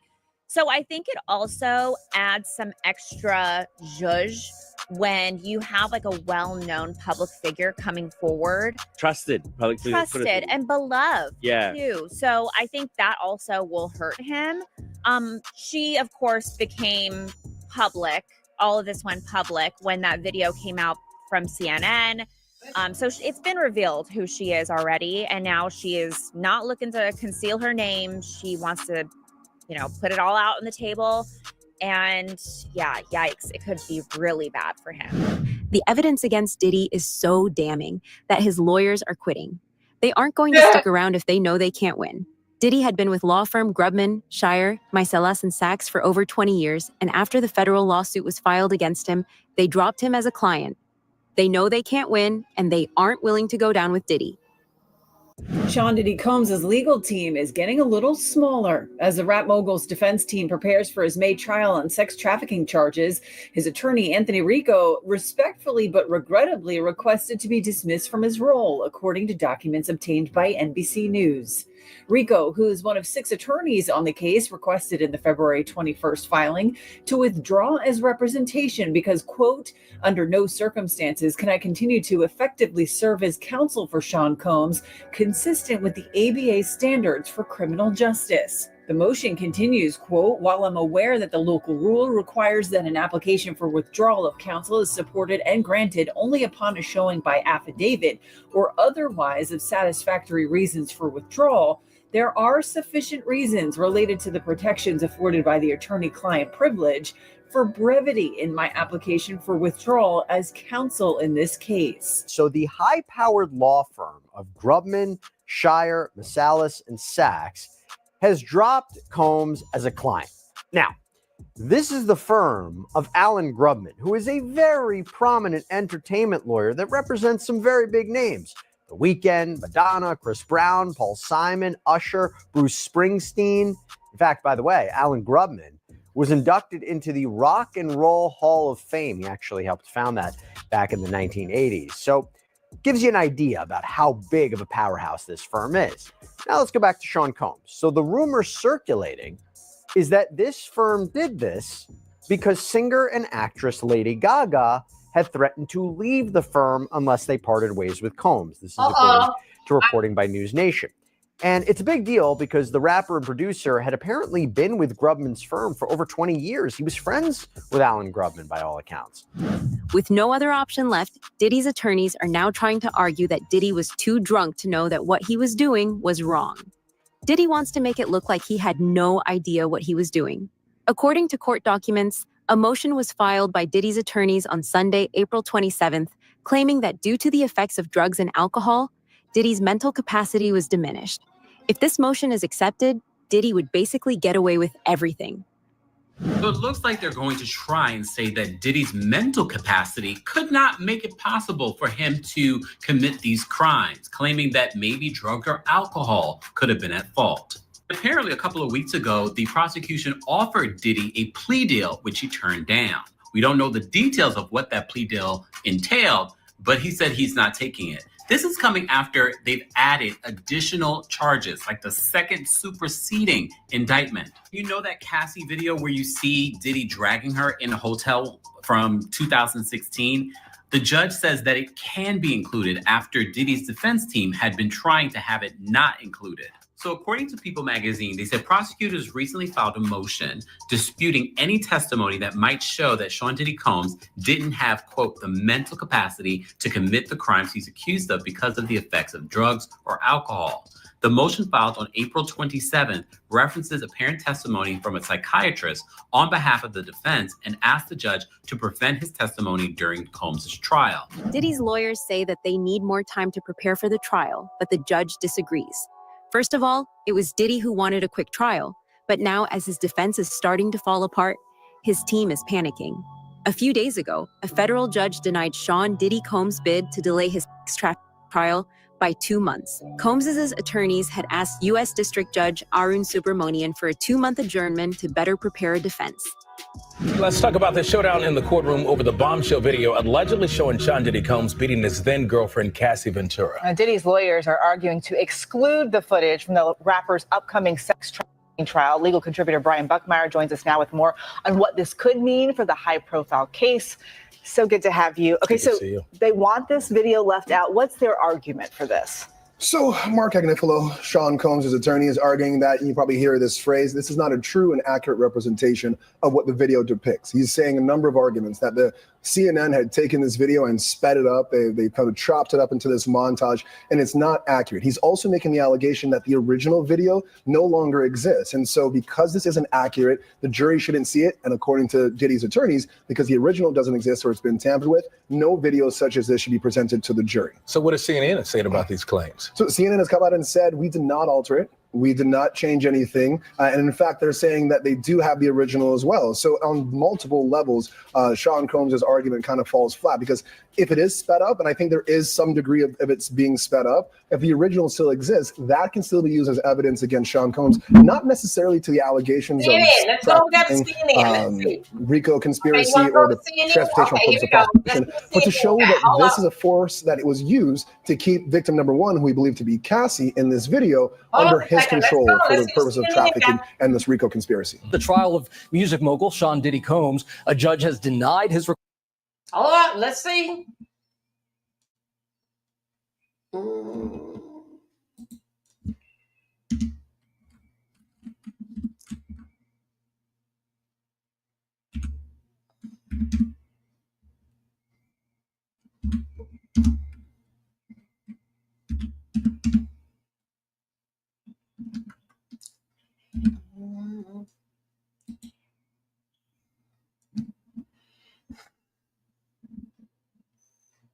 This here is that was 3 days. Okay, here we go. This is, let me see what's going on. Facebook trial. Today, in a New York federal courtroom, Sean Diddy Combs You said when 19 minutes ago. a little nervous. The rap mogul's criminal trial began this morning. He is sex trafficking, racketeering, and more. The two sides are now in the process of selecting a jury of 12 plus alternates. Most of the prospective jurors acknowledge they're aware of Combs' case and also the allegations that span some 20 years. Among those allegations, he's accused of forcing at least 3 women to engage in sex acts with him and at times with male prostitutes during parties known as freak-offs, which last for days. Combs faces spending the rest of his life in prison. CNN's Kara Scanlon has been covering all of these developments for us. She's outside New York's federal court right now. So some of these prospective jurors already turned away. Kara, why? Yeah, a number of jurors have been turned away. One woman, because she had seen that hotel surveillance video, she saw a still image of it where Combs is on camera kicking and dragging his then girlfriend, Cassie Ventura. Now, the jurors said that she referred to it as damning evidence. And after a back and forth with the judge, he decided to excuse her for cause because she had formed an opinion on it. I mean, other jurors had been excused, one because the man had just started a new job and couldn't take off 8 weeks. Another juror was excused because he said he had a negative experience with law enforcement. But so far, 11 jurors have qualified to continue through this process. And the magic number here is 45. Once they hit 45 jurors, that is when the judge will have both the prosecutors and Combs' team do their peremptory strikes. That's why they can eliminate jurors for just about any reason until they get to 12 jurors and a number of alternates. But those who have gotten through, some of them have seen the tape. One woman said she did see that hotel surveillance video. Others were familiar with the case. I mean, there were 2 women who said that they had been sexually abused, saying it happened decades ago, and they thought that they could look at the evidence in this case, which is about sexual assault, and view it fair and unbiased based on what comes into the courtroom. And one woman who is proceeding said she was arrested when she was 16 for shoplifting at Harry Potter's World at Universal Studios. The judge asked her what she stole. She said it was a wand. And then another juror who works for the Department of Corrections said that he pleaded guilty to a misdemeanor felony, and he is continuing in this case. So we're expected to continue as long as it takes to get to that 45 and to get through the strikes. The judge is hopeful that that could be concluded as soon as Wednesday, with opening statements in the case beginning next week, and then the beginning of the evidence. So Combs has pleaded not guilty. He has said, his lawyers have said, that all of these allegations are the prosecutors trying to criminalize his sexual activity that they say was entirely consensual. Guys? All right, Kara, appreciate it. Thank you. Brianna? All right, let's talk about this now with entertainment attorney and former litigator Lisa Bonner. First, Lisa, I just want to get your reaction to some of what we learned so far. The judge granting a defense request to dismiss a prospective juror because she called the hotel surveillance video damning. Maybe not surprising, but what do you think about this? Good afternoon, Brianna. It's absolutely not surprising because they want to get to a fair and impartial jury, and someone who has already formed an opinion, for example, is not going to be someone that the defense is going to want to move forward with, because you are supposed to listen to what the judge says in the four corners of the room. And so when you are walking in there with an already pre-approved idea of what you think is going to happen and what you think your opinion is going to be, it is hard to be able to say that that person is going to be swayed and can be fair and impartial. And we do have the jury questionnaire. One of the questions is, have you, a family member, or someone close to you been the victim of sexual assault, sexual harassment, or domestic violence? It's notable 2 women who said they'd been sexually assaulted in the past remain in the jury pool after being questioned. How could that impact things, and specifically how the defense may handle this? Well, that's one of the things that you would be looking for as a prosecutor, right? You would like someone who has experience with sexual violence. And that does not mean that you have a predisposed notion of what he did, but you are comfortable with graphic testimony, for example. You are comfortable watching videos and you have some experience. So it's not an ideal juror for the defense, but that is someone that the prosecution would want on their team. And that is not a reason to excuse the juror for cause. What kind of juror does the defense want? The defense ideally would be looking for an older man, for example, someone who has maybe been falsely accused by the police, someone who may be in a high-powered job with traditional values, someone who really does not come in with a preconceived notion, someone who is skeptical of law enforcement. Those would be the type of jurors that the defense would be looking for. And at this point, Combs's lawyer is saying he could take the stand. Would you find that difficult to believe? Do you think he could help his case or hurt his case?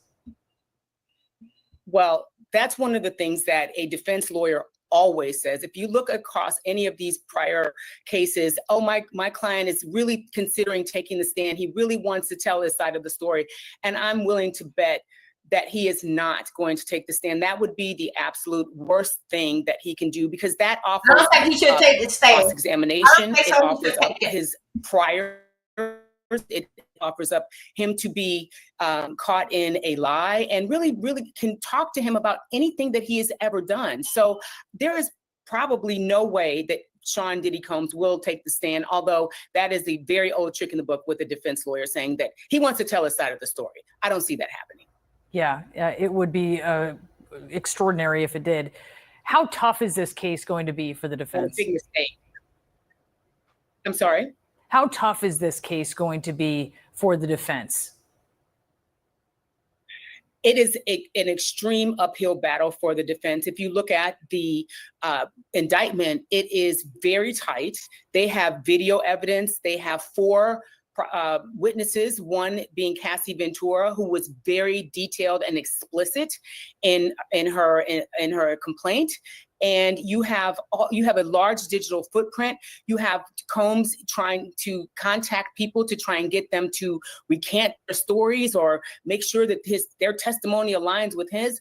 They've got so much incriminating evidence, but the burden is on the prosecution. So the defense does not have to put on a case, but the prosecution has a very, very solid case here, and it's going to be a very uphill battle, especially with what they are offering as a defense, that it was consensual, that these people are in a swinging lifestyle, and the prosecutions are prudes, and that does not really have anything to do with the case. If you have a consensual, sexual swinging lifestyle, the one thing that is implicit in there is consent. And this case is built on the fact that he was abusive, he was violent, he blackmailed people into staying silent.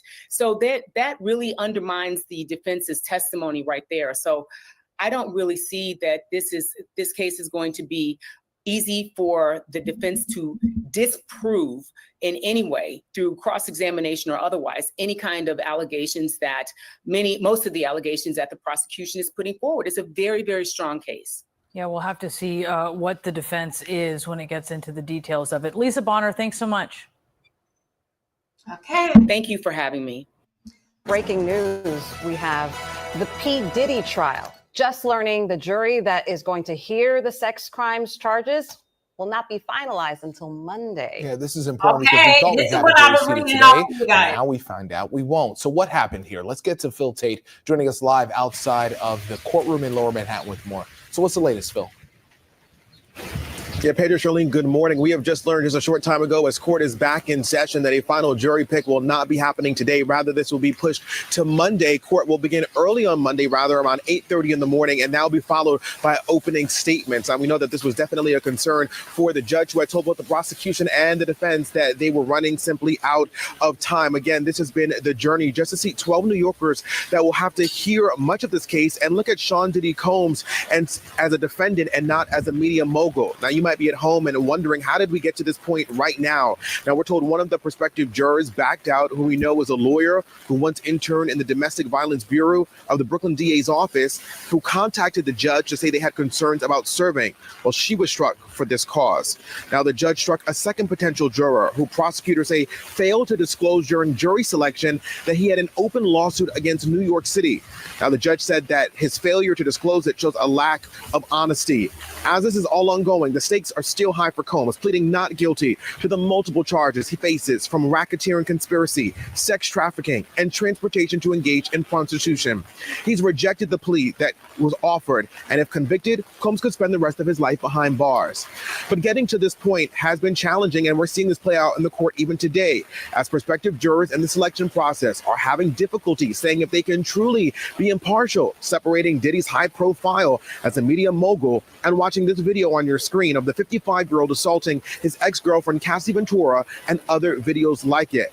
Now, possible jurors have been already excused due to this, and we're also seeing these two jurors that now have been excused today. We do know that jury selection will not be finalized today. However, court will begin early on Monday at 8:30 a.m. for a jury to be finalized. Those 12 New Yorkers that will ultimately decide the fate of Sean Diddy Combs. That will be followed by opening statements. We can also expect next week to hear from witnesses, which includes ex-girlfriend Cassie Ventura, that will take to the stand. We are live outside a federal court in Lower Manhattan. I'm Phil Tate, Channel 7 Eyewitness News. All are good. Breaking news: a jury will not be picked today in the Sean Diddy Combs trial. Court started this morning with 45 potential jurors. The lawyers had hoped to cut that down to the final 12 plus 6 alternates, but now that'll have to wait until Monday. Let's bring in investigative reporter Olivia Rubin for more. Okay. Olivia, we initially thought a jury would be seated Wednesday, then it was Friday, now it's Monday. What's going on? Yeah, really, Diane, this seems to stem from the concern that jurors could drop out here. Remember, as you said, they were going in today expecting to whittle down that pool of 45, but when court came to order, the judge revealed that they had already lost 2. One of the jurors, the potential jurors, the judge said phoned in last night to say that she had concerns about serving. This is a woman who previously worked in the domestic violence unit at the Brooklyn DA's office. She was then struck because of those concerns. And then another juror was struck Diane, because the judge said that he failed to disclose an ongoing lawsuit he had against the city of New York, something that the judge said showed a lack of honesty on that juror's part. And really, that gave rise to these broader concerns that more jurors could drop out if they seated them today, and then they were given the entire weekend to sort of mull on it before openings on Monday. So really, the judge just did not want to give them that window. So now the jurors will come back, these potential jurors, on Monday. They will strike them down to that group of 12 with the alternates, go right into swearing them in, go right into instructions, and then right into openings where trial will kick off on Monday, Diane. All right, Olivia Rubin, thank you. Out of the Sean Diddy Combs trial, court resumes this morning with 45 potential jurors. Okay, Attorneys will narrow that down to 12 Let me- jurors, 6 alternates. say Chief this. Investigative Correspondent Aaron Katursky is Okay, at the let me tell court. you Good morning, about. Aaron. Okay, that's all. That is like I had told you. This is hold on, where am I? Okay, yeah. Okay, let me tell you. Even though that it was 300 that they was going through, whenever they make it to the number of 45, that's with both sides going in together. 45, everybody else basically can go home. And I thank you for coming. That's basically how they do it. No, they're not going through all the 300 and see what they, but 45 main ones that they got. The first 45 that not really like the first 45, but 45 that they're gonna basically like interview and talk a little bit to. If even though the other ones in the back, if they ain't getting him, they trying to push this trial on. So they're not gonna go through everybody. They just basically gonna go through the up to the number 45, and they should have their pick right in between the end. Everybody else, thank you for your time and your patience, and have a good day. Okay, that's basically how they're going when they talking about the 45. No, they ain't saying all 300 people. They'll be there for days and hear what's on their mind. Okay, remember now, didn't write each jury that each one on the jury. And that they call up, they always got somebody in the background checking out each person that came up there. They're checking them out, see if they're gonna tell the truth. That's why that other guy got set out. He didn't tell nobody he had a lawsuit going on against New York. So the judge got him out of there for lying. Okay, so that's basically what they're doing. When they reach the number 45, everybody else go home. We got who we want. Okay. But anyway, they're gonna play around with 45 of them. Not the first 45, but play around with it. But meanwhile, they are gonna invest everybody that's on that came out. They only let so many of them out from the jury holding spot. And then when they do take a seat, they'll basically start interviewing them right then. They always got somebody that basically checking out their story. Even pertaining to did they finish school, they checking out all of it. That's why they let that guy go. He didn't even tell me that he had some problem. One guy let go had problem with the police station, the police department. Okay. So anyway, you guys, let me tell you, it's been a very interesting week. Very interesting week. I'm going to be throughout today. I'm going to be hitting things on my community wall. I'm going to go and do a deep dive and see could I had already put up the jury, the people that is basically like celebrities that was to their party. I'm going back and do a little more research. And as I have brainstormed, I get back with you right now. It's as we know that they're not going to come back until Monday to 8:30 in the morning. Okay. And you know, guys, this weekend is a very important weekend. Please support, if you may, if you can, please support the Mother's Day. I just want to give them a little something there. So thank you for their time. Okay, so if you can help support that, that'll be grateful, and I appreciate that. I'm going to be doing like a cookie, like a cookie fundraiser. Cookie dough fundraiser. So anyway, I'm just waiting on for them. Just a little something to have exciting that's going on over here in the Scooter Lounge at all time. Okay, it's not no pressure in getting with cookies. It's just that you see it. No, I would not be dropping it over there into the other people chat. Simple fact that I did it for the Mother's Day, but in fact this is just a scooter thing. As people come on the scooters, the moderator, y'all.